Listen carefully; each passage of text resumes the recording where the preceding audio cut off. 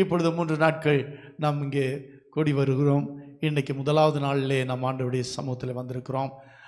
இந்த நாளிலே இங்கே நான் சொல்ல விரும்புகிற காரியம் என்னவென்றால், இன்றைக்கு இங்கே ஒரு செய்தியை கொடுத்து அந்த செய்திக்கு நீங்கள் கீழ்ப்படிந்து ஏதோ ஒரு அற்புதம் நடக்கப் போவதாக நீங்கள் நினைக்க வேண்டாம். அல்லேலூயா.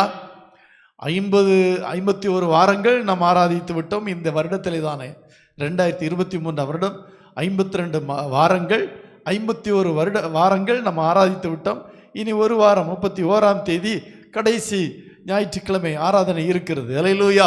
இந்த 51 வாரங்களும் சொல்லப்பட்ட காரியங்களுக்கு நம்ம எந்த அளவுக்கு கீழ்ப்படிந்திருக்கிறோம் அப்படின்னு யோசித்து பார்த்தோம்னா அதப்படி நம்ம யோசிக்கிறதே இல்லை. 51 வாரங்கள் சொல்லப்பட்ட காரியங்களையும் நாம் நம்முடைய வாழ்க்கையில் கீழ்ப்படிந்திருந்தோம்னால் இன்றைக்கு நம்ம இப்படி இருக்க மாட்டோம். அல்லேலூயா.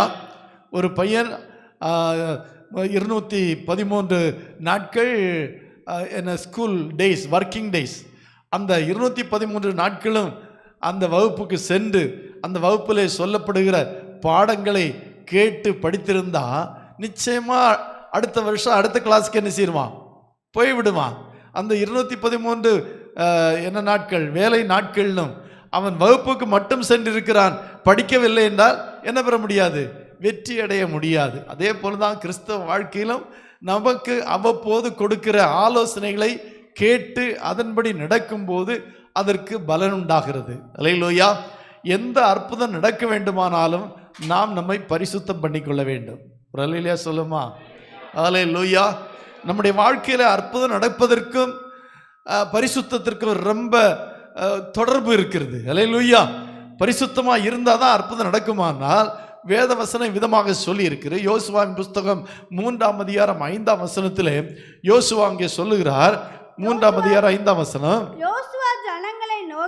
யோசுவா ஜனங்களை நோக்கி உங்களை பரிசுத்தம் பண்ணிக்கொள்ளுங்கள், உங்களை பரிசுத்தம் பண்ணிக்கொள்ளுங்கள், நாளைக்கு கர்த்தர் உங்கள் நடுவிலே அற்புதங்களை செய்வார். நாளைக்கு கர்த்தர் உங்கள் நடுவிலே அற்புதங்களை செய்வார். அல்லேலூயா. நாளைக்கு ஆண்டவர் அற்புதம் செய்வார். இன்றைக்கு நீங்கள் உங்களை என்ன செய்து கொள்ள வேண்டும்? பரிசுத்தம் பண்ணிக்கொள்ள வேண்டும். அல்லேலூயா. அப்படியானால் இந்த நிபந்தனை என்ன அப்படி என்றால், இன்றைக்கு நீங்கள் உங்களை பரிசுத்தம் பண்ணிக்கொண்டால் நாளைக்கு என்ன நடக்கும்? அற்புதங்களை கர்த்தர் செய்வார் நம்ம நடுவிலே. அல்லேலூயா. அப்போ பரிசுத்தத்திற்கும் அற்புதத்திற்கும் ஒரு பெரிய தொடர்பு இருக்கிறது. உலகத்திலே நாம வாழும்போது கர்த்தர் நம்ம இப்படி வாழ வேண்டும் என்று சில நிபந்தனைகளை கொடுத்திருக்கிறார். அதுதான் பரிசுத்தம்.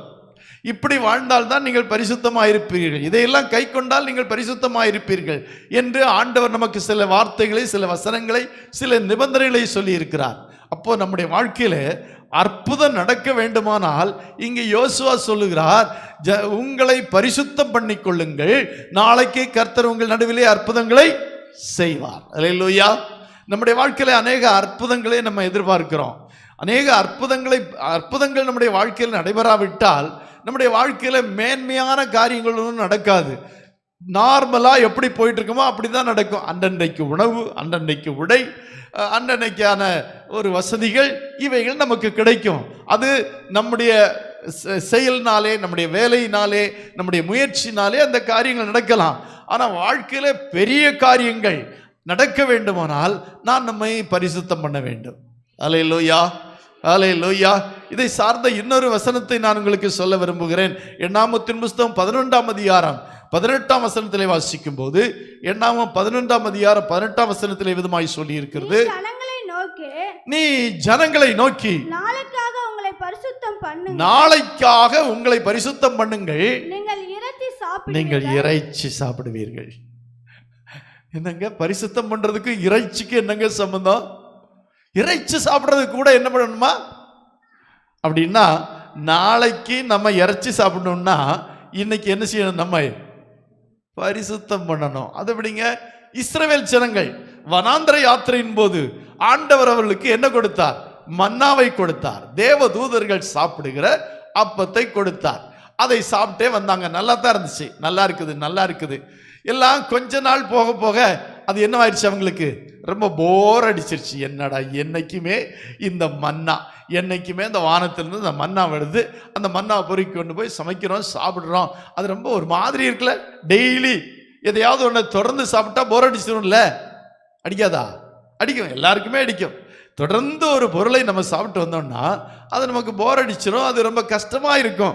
அதே போலதான் இஸ்ரவேல் ஜனங்களுக்கு தொடர்ந்து அவர்கள் அந்த வானத்திலிருந்து விழுகிற கர்த்தர் கொடுக்கிறதான அந்த மன்னாவை புசித்து வந்தார்கள். புசித்து வந்தபோது அவர்களுக்கு போர் அடிச்சிருச்சு.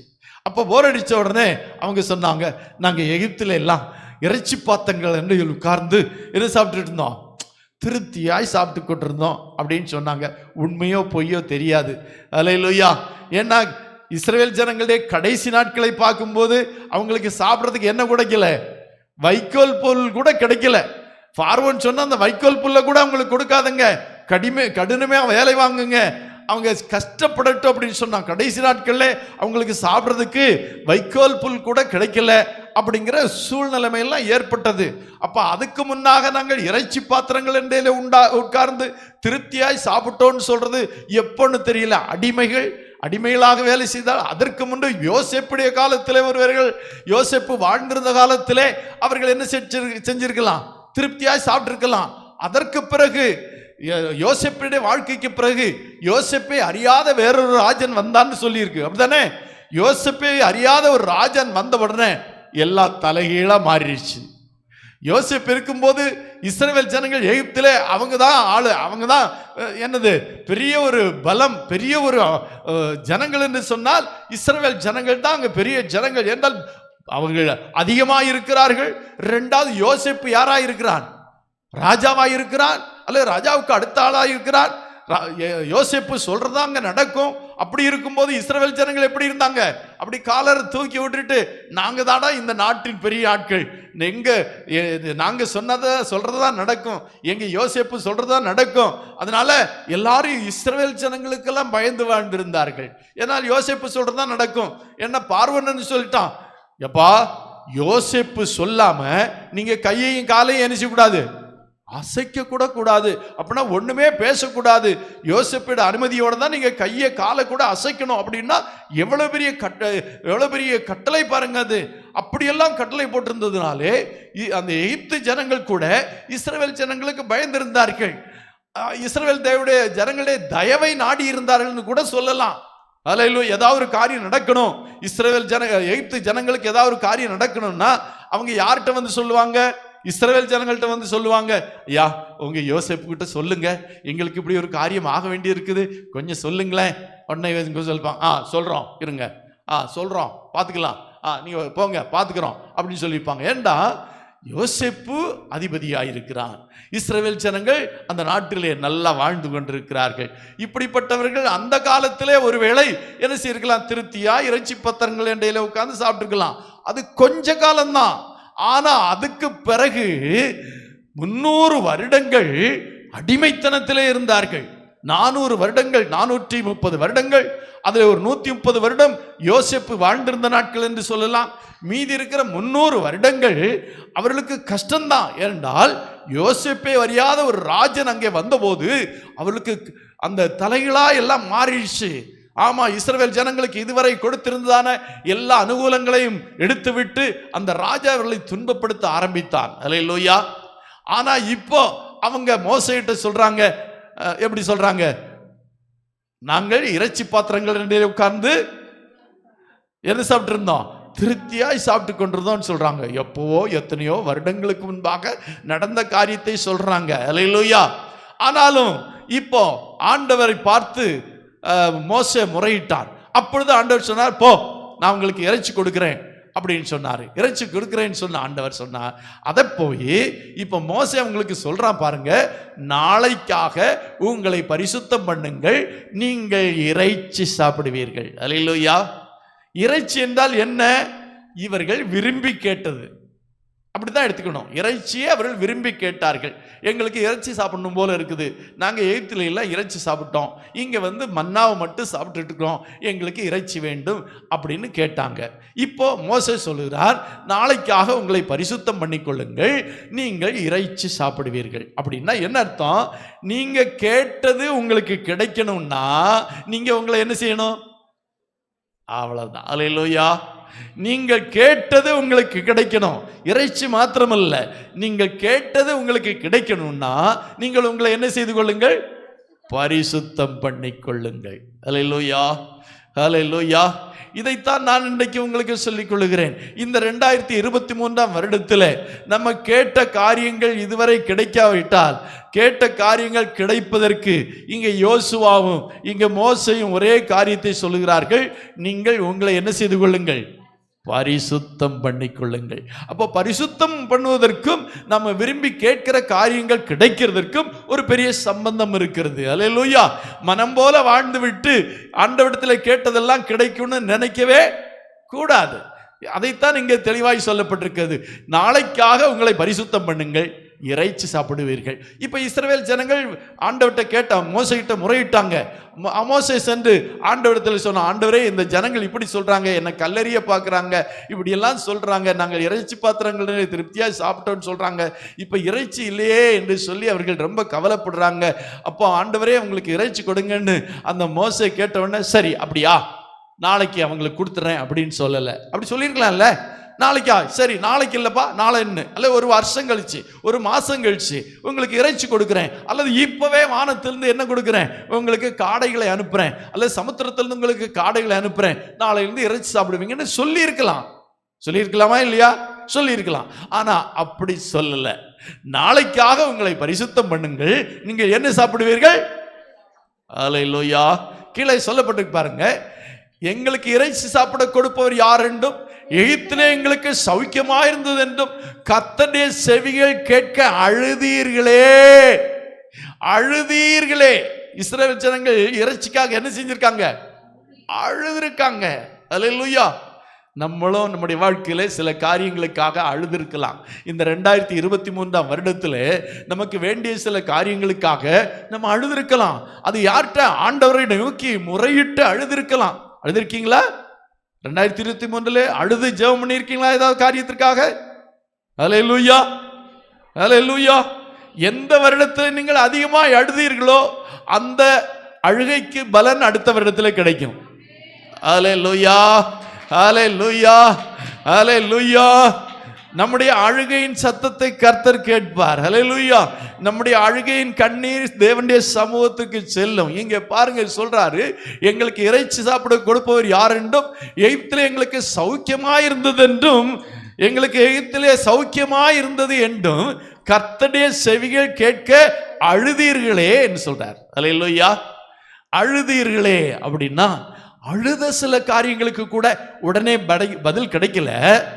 அந்த அழுகைக்கு பிறகு நீங்க செய்ய வேண்டிய ஒரு காரியம் இருக்கிறது. அது என்ன? பரிசுத்தம் பண்ணிக்கொள்ளுங்கள். அல்லேலூயா.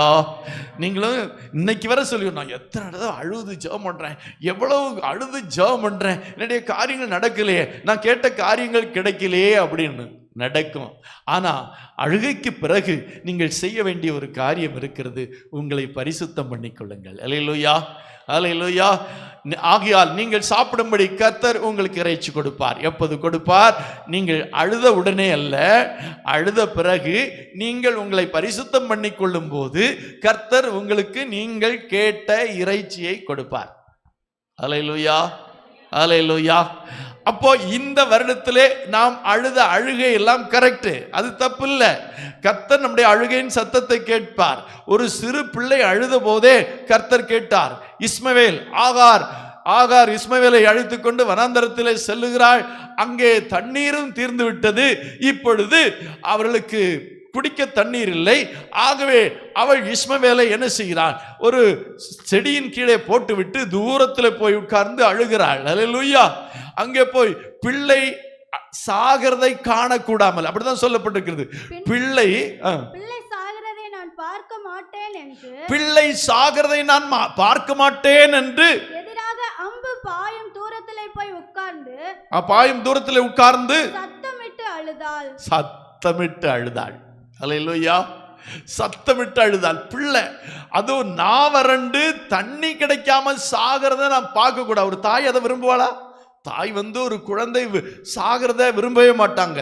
சில இடங்களிலே பார்க்கிறோம், வயதான தகப்பன்மார்கள் 70-80 வயது 70-80 வயது இருக்கும்போது அவருடைய மகனோ மகளோ ஒரு வாலிப வயதிலேயோ அல்ல மத்திய வயதிலேயோ மரித்து போகும்போது கூட அந்த தகப்பனாலே தாயாலே என்ன செய்ய முடியாது, அதை ஏற்றுக்கொள்ள முடியாது. அது வியாதியினாலே கூட இறக்கலாம், விபத்தினாலே இறக்கலாம். அந்த பெற்றோர்கள் படும் கஷ்டம் இருக்குதே, எத்தனை வருடம் கழித்தாலும் தான் பெற்ற பிள்ளைகள் மரிப்பதை பெற்றோர்களால் தாங்கிக் கொள்ளவே முடியாது.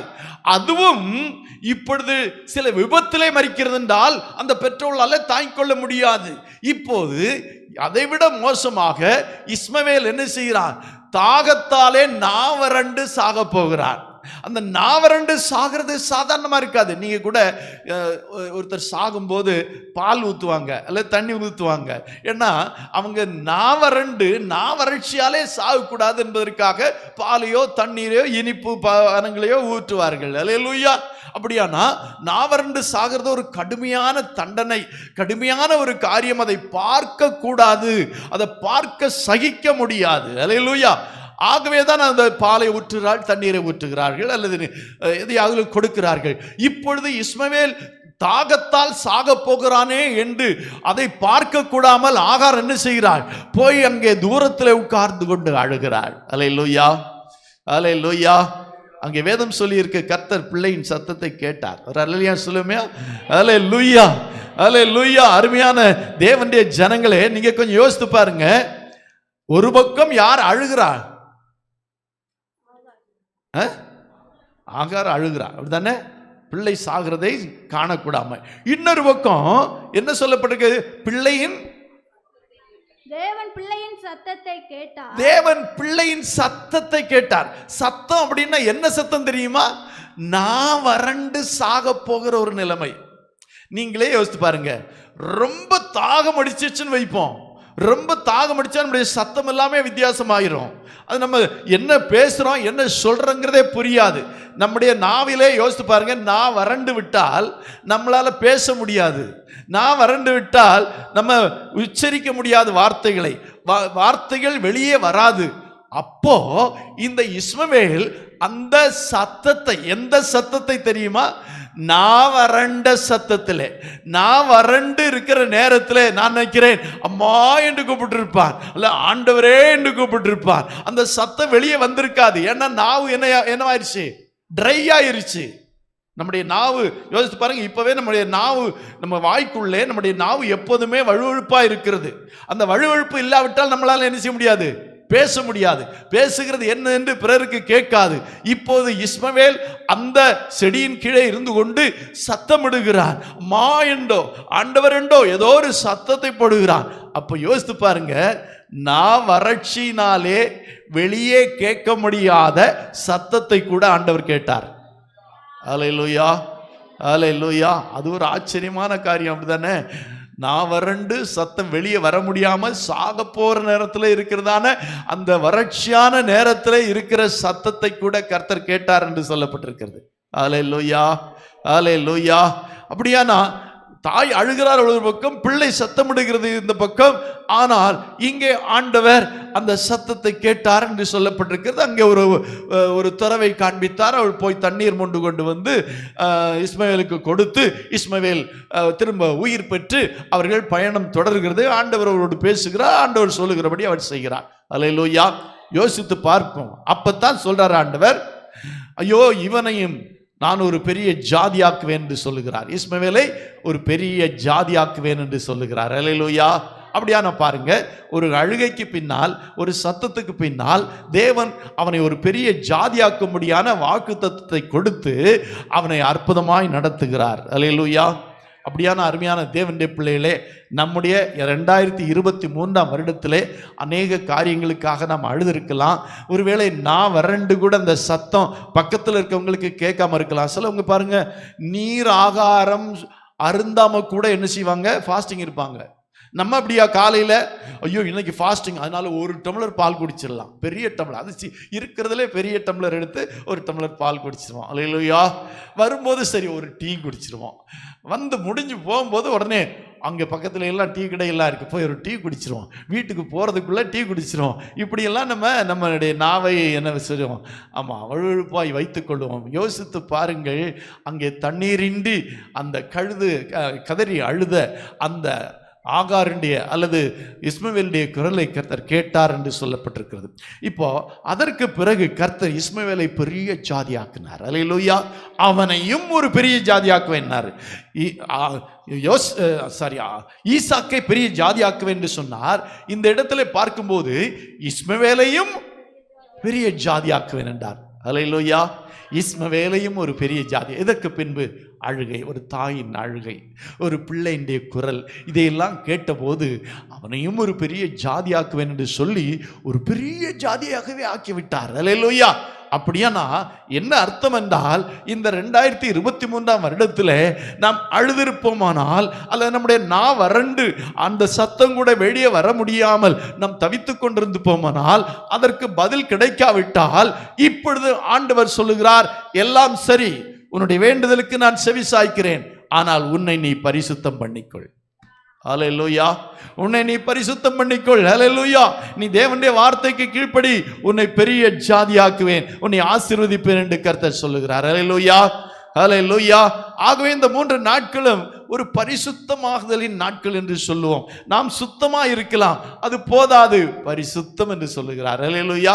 எல்லாரும் சுத்தமா இருங்கள் என்று சொல்லியிருந்தா பரவாயில்ல, நம்ம எல்லாம் சொல்றோம் நான் சுத்தமா தான் இருக்கேன், நான் சுத்தமா தான் இருக்கேன்னு. ஆனா பரிசுத்தம் என்று சொல்லுவது அதில் மேன்மையான ஒரு காரியம். பரிசுத்தம் என்று சொல்லுவது தேவனை சார்ந்த காரியம். சுத்தமாயிருப்பது உடலை சார்ந்த காரியம், உள்ளம் சார்ந்த காரியம்.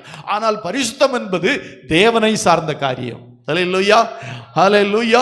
அந்த பரிசுத்தத்தை தான் ஆண்டவர் எதிர்பார்க்கிறார். நம்முடைய எல்லாமே பரிசுத்தம் என்று ஒரு நாள்ல நான் செய்தி கொடுத்தது எனக்கு ஞாபகம் இருக்கிறது. நம்முடைய எல்லாமே பரிசுத்தம். ஹல்லேலூயா.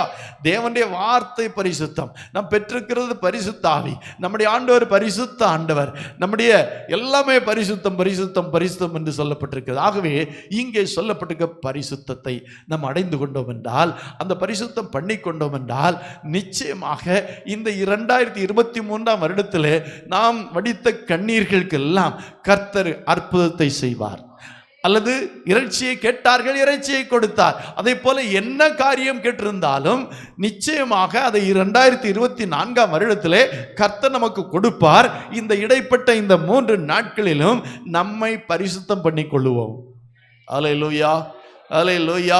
எந்தெந்த காரியங்களை நம்ம தவறி இருக்கிறோமோ, எந்தெந்த காரியங்களை இன்னும் சில அசுத்தங்கள் நம்மளே காணப்படுகிறதோ, அந்த அசுத்தங்களை எல்லாம் நம்மை விட்டு அகற்றி நாம் பரிசுத்தம் பண்ணி கொண்டோமானால் நிச்சயமாக இந்த அற்புதம் நடக்கும். இந்த இடைப்பட்ட காலம், அழுததற்கும் அற்புதம் நடப்பதற்கும் இடைப்பட்ட ஒரு காரியம் இருக்குது. அது என்னவென்றால் பரிசுத்தம். அல்லேலூயா. வேறு எதுவுமே இல்லை. அல்லேலூயா. பரிசுத்தம் ஒன்றை ஆண்டவர் எதிர்பார்க்கிறார். அல்லேலூயா. அந்த பரிசுத்தத்தை நம்ம அடைந்து கொண்டோம் என்றால், அந்த பரிசுத்தம் ஆகிக்கொண்டோம் என்றால், அந்த அற்புதம் நடப்பதற்கு எந்த தடையும் இருக்காது. நாம் கேட்டது கிடைப்பதற்கு நமக்கு எந்த தடையுமே கண்டிப்பாக இருக்காது. அப்போ இன்றைக்கு நம்ம இந்த முதலாம் நாளிலே ஒரு காரியத்தை நம்ம அறிந்து கொள்ள வேண்டியது அவசியமாக இருக்கிறது. 2023 வருடத்திலே ஜெபித்த அநேக காரியங்களுக்கு பதில் கிடைக்கல, ஜெபித்த அழுத அநேக காரியங்களுக்கு கூட பதில் கிடைக்கல. அப்ப அதற்கு காரணம் என்னவென்று முதலாவது நாம் தெரிந்து கொண்டோம். என்ன? நாம் நம்மை இன்னும் என்ன செய்து கொள்ள வேண்டும்? பரிசுத்தம் பண்ணிக்கொள்ள வேண்டும். அதுக்கு தான் இந்த 3 நாட்கள். பெரிய செய்தியெல்லாம் இல்லை, நம்மை சற்று ஆராய்ந்து பார்க்கும்படியாக, நம்மிலே நம்முடைய அந்த அழுகைக்கான பதில் கிடைக்காத இருக்கிற அந்த என்ன பரிசுத்தம், எப்பேற்பட்ட பரிசுத்தத்தை நாம் அடைய வேண்டும் என்று சொல்லி நம்ம ஆண்டவருடைய சமூகத்தில் நம்மை ஆராய்ந்து பார்ப்பதற்கான சில மணி நேரங்கள் தான் நம்ம இந்த இடத்துல காத்திருக்கிறோம். அது பாடலை பாடும்போது நம்முடைய உள்ளத்திலே அந்த எண்ணம் வரலாம். ஒவ்வொரு பாடல் வரிகளை உணர்ந்து பாடும்போது நம்மளே என்னென்ன குறைகள் இருக்கலாம், என்னென்ன அசுத்தங்கள் காணப்படலாம் என்ற அந்த பாடல் வரிகள் நமக்கு உணர்த்தலாம். அல்லது அந்த ஆராதனை நேரத்தில் ஊழியர்கள் உங்களுக்கு சொல்லுகிற சில வார்த்தைகள், ஆம், இது என்னுடைய வாழ்க்கையில காணப்படுகிற ஒரு குறை, நம்ம அதுக்கு இந்த அசுத்தத்திற்கு அல்லது பரிசுத்தம் அல்லாத சில காரியங்களுக்கு குற்றம், குறை என்றெல்லாம் பெயர் வைத்திருக்கிறோம். அப்படிதான் சொல்றோம், ஆண்டவரே நான் அறிந்தும் அறியாத செய்த குற்றத்தை எனக்கு மன்னியுங்க. குற்றம்னா என்னதுதான்? அதை அசுத்தம்னு சொல்றதுக்கு நமக்கு என்ன இல்லை, மனசு இல்லை. ஆனா உண்மையிலே அசுத்தம் தான். அல்லேலூயா. அசுத்தத்திற்கு சில பெயர்களை நம்ம வைத்திருக்கிறோம் இப்படி என்று. ஆனால் உண்மையிலேயே அது அசுத்தம். அசுத்தத்தை விட்டு மாறி நம்ம பரிசுத்தம் அடைந்து கொண்டோம் என்றால் நிச்சயமாக நம்முடைய வாழ்க்கையில என்ன செய்யணும், அந்த அற்புதம் நடந்தே தீரும். அல்லேலூயா, அல்லேலூயா. ஆண்டவர் அற்புதங்களை செய்கிறவர். அல்லேலூயா. அந்த யோசுவாவின் புஸ்தகம் 3ஆம் அதிகாரம் 5ஆம் வசனத்துக்கு கீழாக 5ஆம் வசனத்திலிருந்து வாசிக்கலாமே சில வார்த்தைகளை. யோசுவா ஜனங்களை நோக்கி, உங்களை பரிசுத்தம் பண்ணிக்கொள்ளுங்கள், நாளைக்கு கர்த்தர் உங்கள் நடுவிலே அற்புதங்களை செய்வார் என்றான். பின்பு யோசுவா ஆசாரியர்களை நோக்கி, நீங்கள் உடன்படிக்கை பெட்டியை எடுத்துக்கொண்டு ஜனங்களுக்கு முன்னே நடந்து போங்கள் என்றான். அப்படியே உடன்படிக்கை பெட்டியை எடுத்துக்கொண்டு ஜனங்களுக்கு முன்னே போனார்கள். கர்த்தர் யோசுவாவை நோக்கி, நான் மோசேயோட இருந்தது போல உன்னோடும் இருக்கிறேன் என்பதை இஸ்ரவேல் எல்லாரும் அறியும்படிக்கு இன்று அவர்கள் கண்களுக்கு முன்பாக உன்னை மேன்மைப்படுத்துவேன். உடன்படிக்கை பெட்டியை சுமக்கிற ஆசாரியரை பார்த்து, நீங்கள் யோர்தான் தண்ணீர் ஓரத்திலே சேரும் போது யோர்தானில் நில்லுங்கள் என்று நீ கட்டளையிடுவாயாக. இஸ்ரவேல் ஜனங்களுடைய கடைசி பகுதியில் வந்திருக்கிறார்கள். கானான் யாத்திரையின் கடைசி பகுதிக்கு, இந்த வருடத்தின் கடைசி பகுதிக்கு நாம் வந்திருக்கிறது போல இஸ்ரவேல் ஜனங்கள் அந்த 40 வருட வனாந்தர யாத்திரையின் கடைசி பகுதிக்கு வந்திருக்கிறார்கள். இந்த கடைசி பகுதிக்கு வந்திருக்கும் போது அந்த யோர்தானை கடந்தால் தான் கானான் தேசத்தில் பிரவேசிக்க முடியும். யோர்தானை கடந்தால் தான் எங்க பிரவேசிக்க முடியும்? கானான் தேசத்துக்கு பிரவேசிக்க முடியும். அப்போ இப்போ யோர்தான் பிரவாகித்து வருகிறது. யோர்தான் ஒரு கடலை போன்ற ஒரு நதி. இந்த பக்கம் இருந்து பார்த்தா அந்த கரை தெரியாது. அதான் யோர்தான் பிரவாகித்து வரும்போது என்ன செய்வான் என்று சொல்லப்பட்டிருக்கிறது. யோர்தான் பிரவாகித்து வரும்போது ஒரு கடலை போல இருக்கும். அந்த யோர்தானை கடக்க முடியாது. ஆனால் இப்போ இவர்களுக்கு முன்னாக யோர்தான் இருக்கிறது. எப்படி இஸ்ரவேல் ஜனங்கள் எகிப்திலிருந்து புறப்பட்டு வந்தவுடனே செங்கடல் அவர்களுக்கு முன்னாக நின்று எப்படி அதை கடப்போம் என்று சிந்தித்துக் கொண்டிருந்தார்களோ, அதே போல இப்பொழுது இந்த எரிகோவை விட்டு கடந்து இப்போ என்ன இருக்கிறது? யோர்தான் இருக்கிறது. இந்த யோர்தானை எப்படி கடப்பது என்கிறதான ஒரு காரியத்தை குறித்து ஜனங்கள் சிந்தித்துக் கொண்டிருக்கிறார்கள். அல்லேலூயா.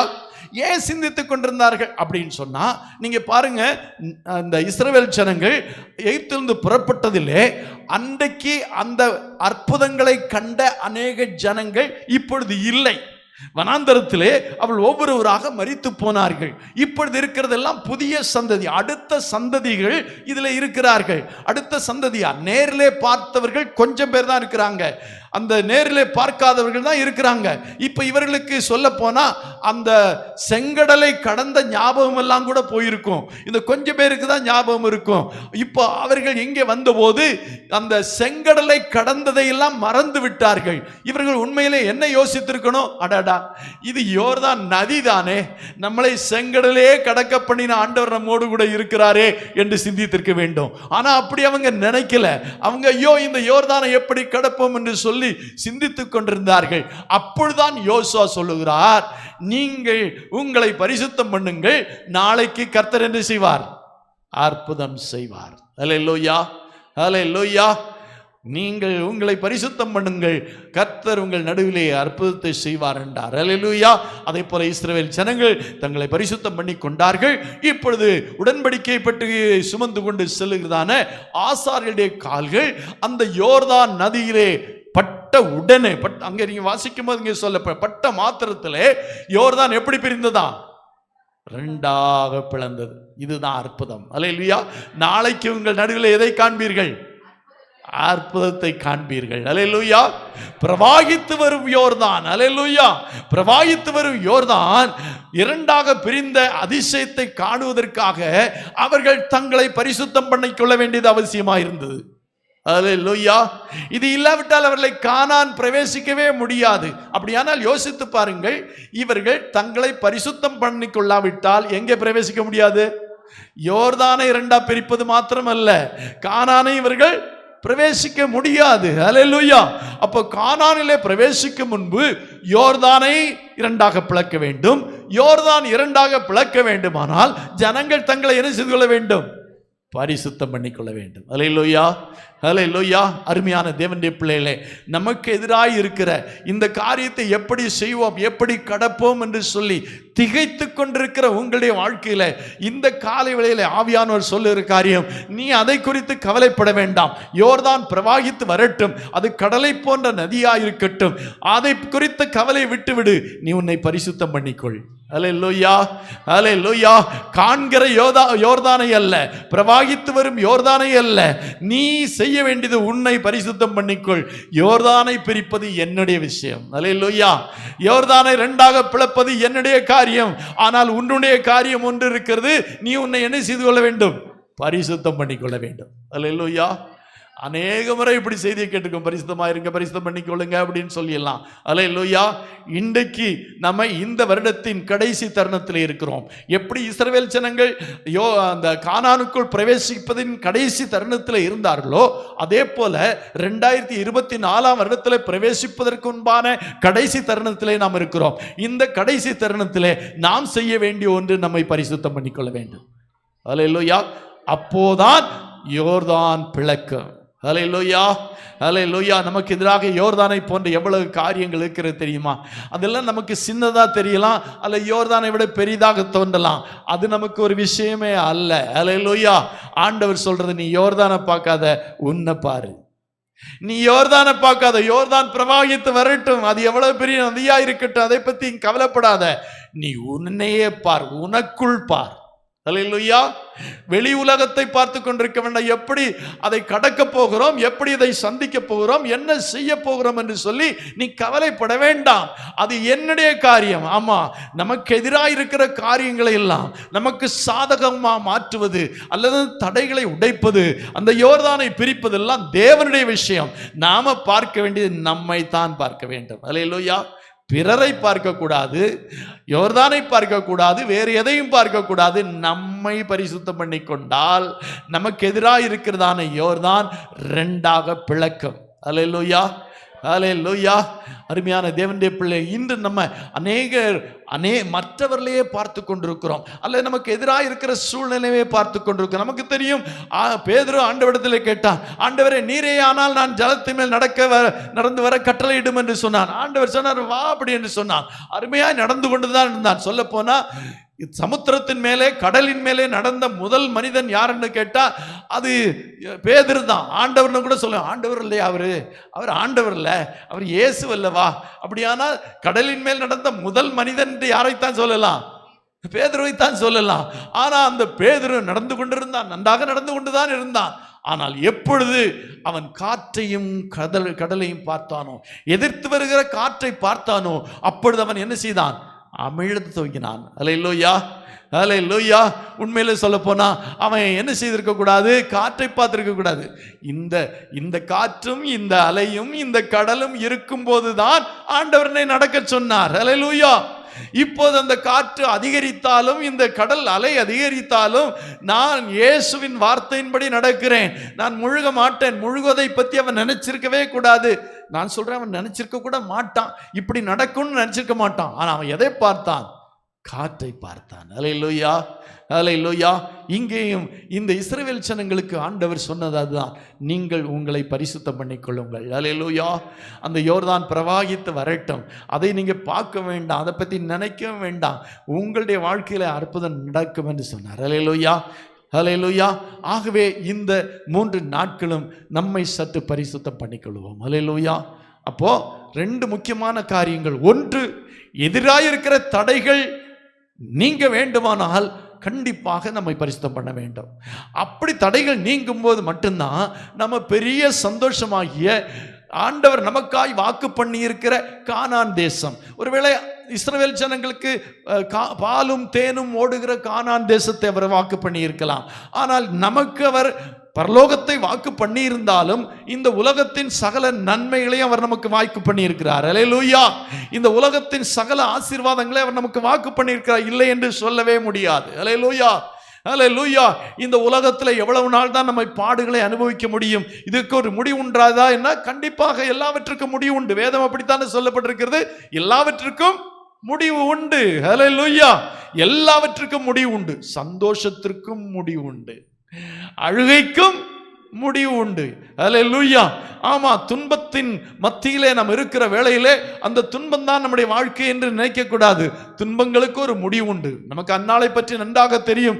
அன்னாள் அழுது கொண்டிருந்தாள், பல வருடங்களாக அழுது கொண்டுதான் இருந்தாள். தனக்கு என்ன இல்லை, குழந்தை இல்லை என்று அவள் அழுது கொண்டுதான் இருந்தாள். அழுது கொண்டே இருந்த அவளுக்கு தான் இனி இப்படி அழுது கொண்டிருந்தா போதாது, இதற்கு நம்ம ஒரு முடிவை காணணும் என்று சொல்லி ஆண்டவருடைய சமூகத்திலே சென்று அழுதாள். அல்லேலூயா, அல்லேலூயா. அந்த அழுகைக்கு ஒரு முடிவு உண்டாயிட்டா இல்லையா?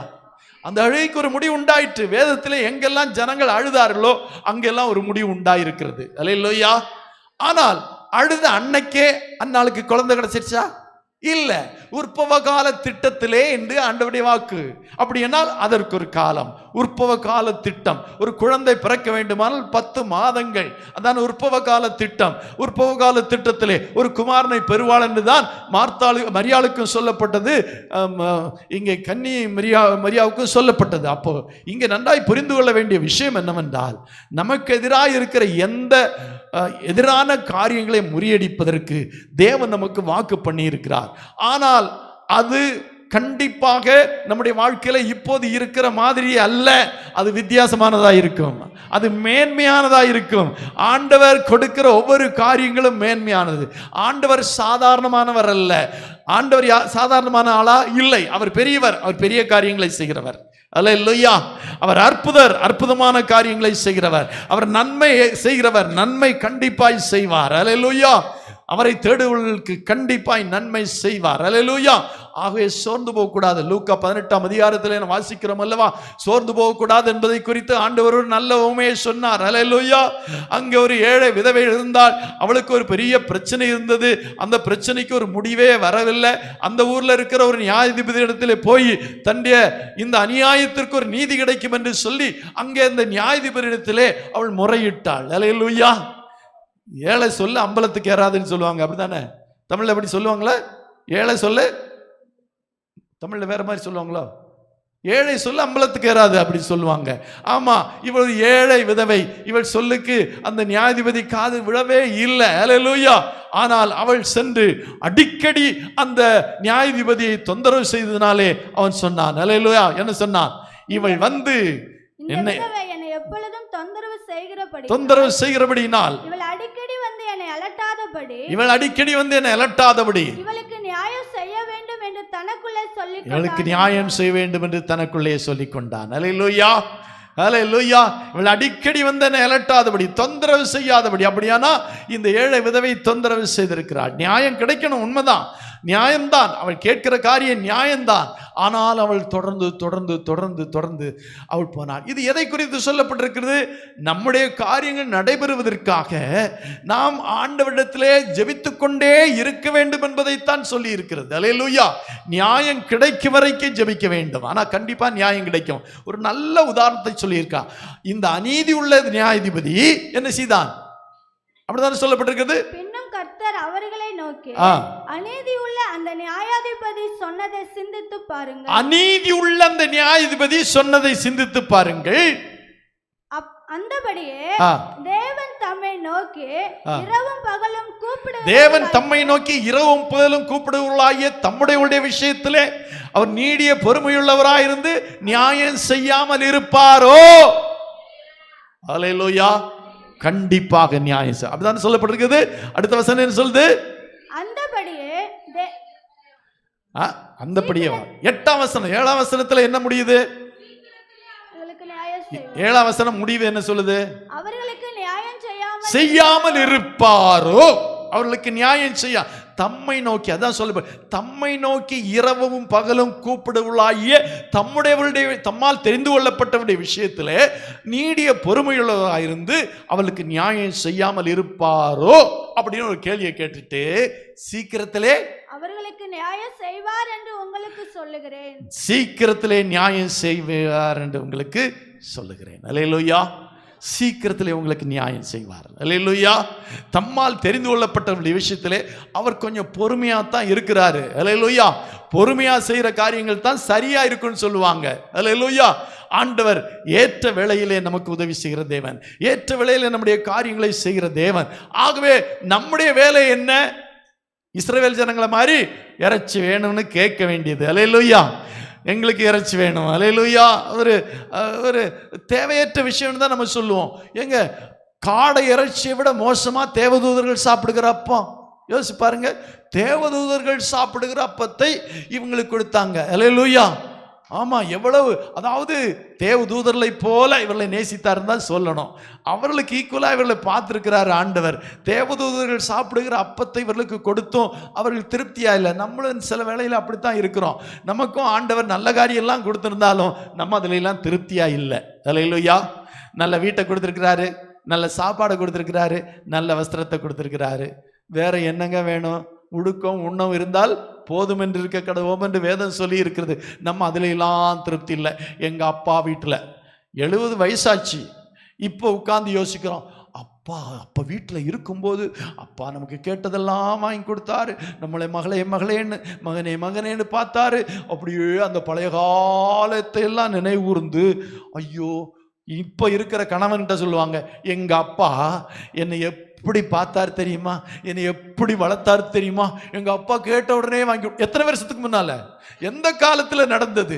இந்த காலத்துல சொல்லிட்டு இருக்கிறாங்க, எங்கப்பா எங்கப்பா எங்கப்பா எங்கம்மா எங்கப்பா எங்கம்மா. எந்தோ காலத்தில் நடந்ததை இப்ப சொல்லிட்டு இருக்கிறாங்க. அல்லேலூயா. யோசித்து பாருங்கள், தம்மால் தெரிந்து கொள்ளப்பட்ட விஷயத்துல அவர் நீடிய பொறுமையுள்ளவராகத்தான் இருக்கிறாரு. ஆனாலும் இந்த வசனம் ரொம்ப முக்கியம், சீக்கிரத்திலே அவர்களுக்கு நியாயம் செய்வார். அல்லேலூயா. அல்லேலூயா. இப்ப இங்க ஒரு பெரிய கேள்வி எழுது, சீக்கிரம்னா எப்போ? சீக்கிரம்னா எப்போ? அல்லேலூயா. சீக்கிரம்னா சீக்கிரம். அல்லேலூயா. நான் சீக்கிரம் வந்துடுறேன். இப்போ நான் கோயம்புத்தூருக்கு போறேன், வீட்டில் பாஸ்டர்மாட்ட சொல்றேன் சீக்கிரம் வந்துடுவேன். சீக்கிரம் வந்துடுவேன்னா இப்போ நான் 12 மணிக்கு புறப்பட்டு போறேன், 2 மணியும் சீக்கிரமா தான், 5 மணியும் சீக்கிரமா தான், 7 மணியும் சீக்கிரமா தான். அல்லேலூயா. அல்லேலூயா. சீக்கிரமா வந்துடுறேன்னு சொல்லிட்டு போயிருக்கிறேன். அப்போ சீக்கிரம் என்று சொல்லுகிறது என்ன? அந்த வேலை முடிந்தவுடனே வந்துடுறேன்னு அர்த்தம். அவ்வளவுதான். அல்லேலூயா. அங்க நான் லேட் பண்ண மாட்டேன், வேலை முடிந்த உடனே வந்துருவேங்கிறது அந்த சீக்கிரம் என்று அர்த்தம். அல்லேலூயா. மணி சொல்லவில்லை. அல்லேலூயா. அதை போலதான் ஆண்டவராக இயேசு கிறிஸ்து சீக்கிரம் வருவேன் சொல்லி இருக்கிறார். அல்லேலூயா. சீக்கிரம் வருவேன் என்று சொல்லி இருக்கிறார். சொன்னாரா 2023 வருடம் டிசம்பர் மாதம் 31ஆம் தேதி அப்படின்னு சொன்னாரா? சொல்லல. சீக்கிரம் வருவேன் என்றார். அப்போ செய்து முடிக்கப்பட வேண்டிய சில வேலைகள் இருக்கிறது, அதை செய்து முடிச்ச உடனே வந்துடுறேங்கிறதா சீக்கிரத்தில் வருவேன்னு அர்த்தம். அப்படித்தானே? அங்க லேட் பண்ணாம, அங்க எல்லாம் என்ன பார்க்காம, வேடிக்கை பார்க்காம, அங்க நண்பர்களோடு நேரத்தை செலவிடாம, அல்லது சுத்திட்டு சொல்லுவோம்ல, ஊர் சுத்த போனியா அப்படி கேட்பாங்களே, அப்படியெல்லாம் ஊரெல்லாம் சுத்திட்டு வர்றது தான் தாமதமாய் வர்றது. அது சீக்கிரம் வர்றதில்லை. போன வேலையை முடிச்ச உடனே வர்றதுதான் என்னது? சீக்கிரத்தில். அப்படின்னா என்ன அர்த்தம்? வேலை முடிந்த உடனே கண்டிப்பா கிடைக்கும். அல்லேலூயா. அல்லேலூயா. அதுதான் சீக்கிரத்திலே வருவேன் என்ற அர்த்தம். ஆண்டவர் நம்முடைய வாழ்க்கையில சில காரியங்களை செய்து கொண்டே இருக்கிறார். God is at work. நான் ஒரு கார்ல பின்னால இப்படி ஒரு இது தொங்க போட்டிருந்ததை பார்த்தேன், ஒரு ஸ்டிக்கர் தொங்க போட்டிருந்ததுல God is at work அப்படின்னு. ஆமா, நம்ம வேலை செய்யாம இருந்தாலும் நமக்காக ஒரு வேலை செய்து கொண்டே இருக்கிறார். அல்லேலூயா. அதான் நம்முடைய ஆண்டவர் நமக்காக வேலை செய்து கொண்டே இருக்கிறார். ஒரு திட்டம் வைத்திருக்கிறார், ஒரு நோக்கம் வைத்திருக்கிறார். இன்ன காரியத்தை இன்னென்ன காலங்களில் செய்ய வேண்டும் என்று சொல்லி அவர் திட்டம் வைத்திருக்கிறார். அல்லேலூயா. அந்த வேலை வந்த உடனே ஒரு நிமிஷம் கூட தாமதிக்க மாட்டாரு. சொன்னாரு, என்னுடைய வேலை வந்ததுன்னு ஆண்டவர் சொன்னார். அல்லேலூயா. என்னுடைய வேலை வந்தது அப்படின்னு சொல்லி வந்தவுடனே, அந்த வேலை வந்தவுடனே என்ன காரியத்தை செய்யணுமோ அதை செஞ்சிட்டாரு. அல்லேலூயா. அல்லேலூயா. இயேசுவின் தாயாகிய மரியாள் ஒரு கல்யாண வீட்டில் போய் இவளுக்கு ரசம் இல்லை என்று சொன்னார். ஸ்திரியே, உனக்கும் எனக்கும் என்ன, என்னுடைய வேலை இன்னும். அல்லேலூயா. வேலை வரும்போது செஞ்சிருவாரு. அப்படிதான் அர்த்தம். வேலை வரவில்லை, செய்ய மாட்டேன்னு ஆண்டவர் சொல்லவே இல்லை. ஆண்டவருக்கும் புரிஞ்சது, இந்த தாய் சொல்லி தான் தெரியணும்னு இல்லை. இப்போ பாருங்க, அந்த வார்த்தையை நல்லா கவனிச்சிங்கன்னா, இவர்களுக்கு திராட்சரசம் இல்லை என்று என்ன சொன்னார்? மரியாள் போய் சொன்னார். சொன்ன உடனே ஆண்டவர் சொன்னார், ஸ்திரீயே, உனக்கும் எனக்கும் என்ன, என்னுடைய வேலை இன்னும் வரவில்லை. அப்படின்னா ஆண்டவருக்கு ஏற்கனவே தெரிஞ்சிருக்கு அங்க என்ன ரசம் குறைபட்டு விட்டது. அப்படியா? இல்லாட்டி எனக்கு அப்படியா, என்னுடைய வேலை வரட்டும் செய்வேன் அப்படிதான் சொல்லுவாரு. இப்ப ஆண்டவருக்கு அதுக்கு முன்னே அங்க ரசம் குறைபட்டு தெரியலன்னு வச்சுக்குவோம். அப்படியாமா, அல்லது அப்படியா ஸ்திரீயே, அப்படியே வச்சுக்கோமே, அப்படியா ஸ்திரீயே, சரி என்னுடைய வேலை வரட்டும் செய்வேன்னு சொல்ல.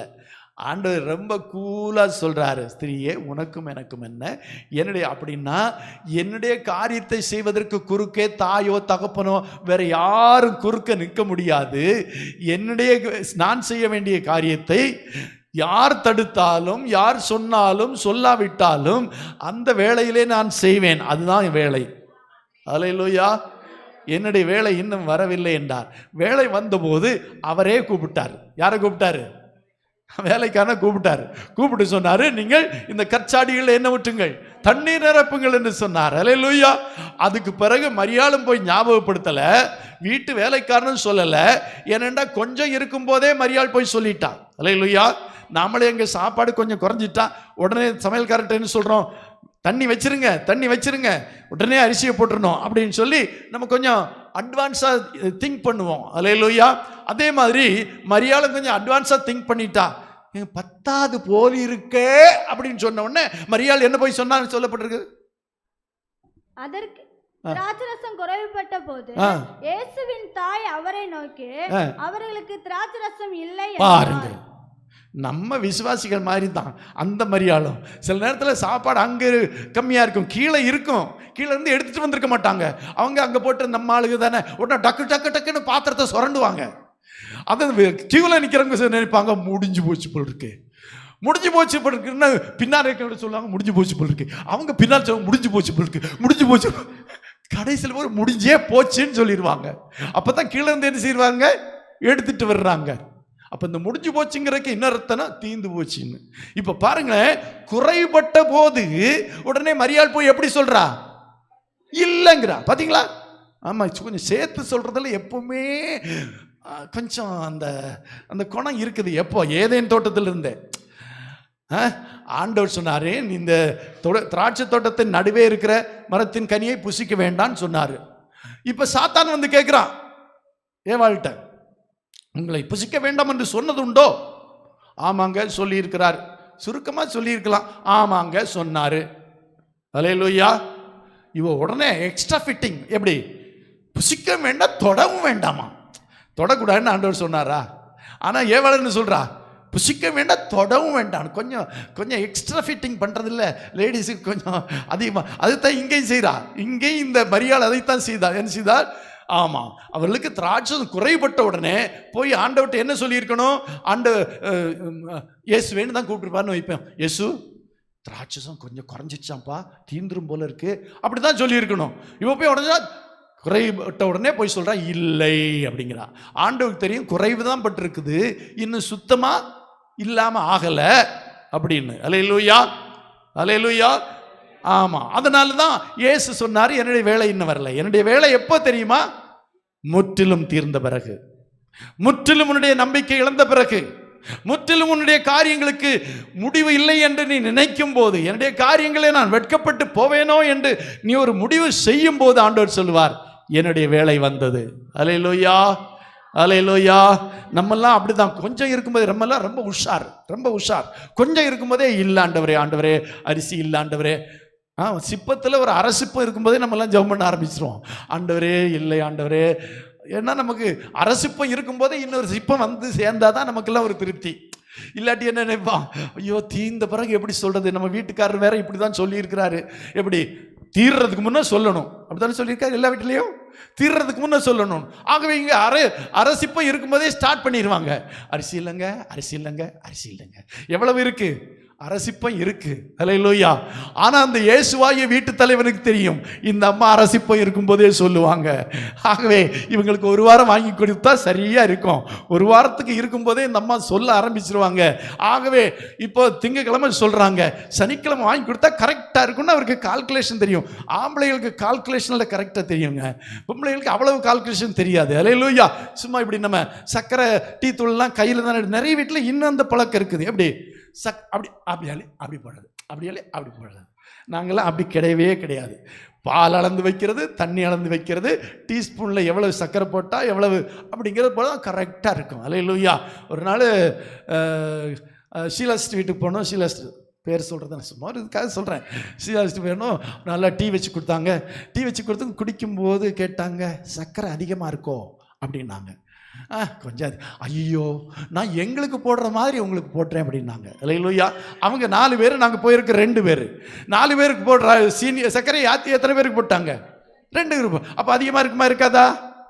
அப்போ பாருங்க, கொஞ்சம் எக்ஸ்ட்ரா ஃபிட்டிங் எப்பவுமே. சரி, இருக்கட்டும்.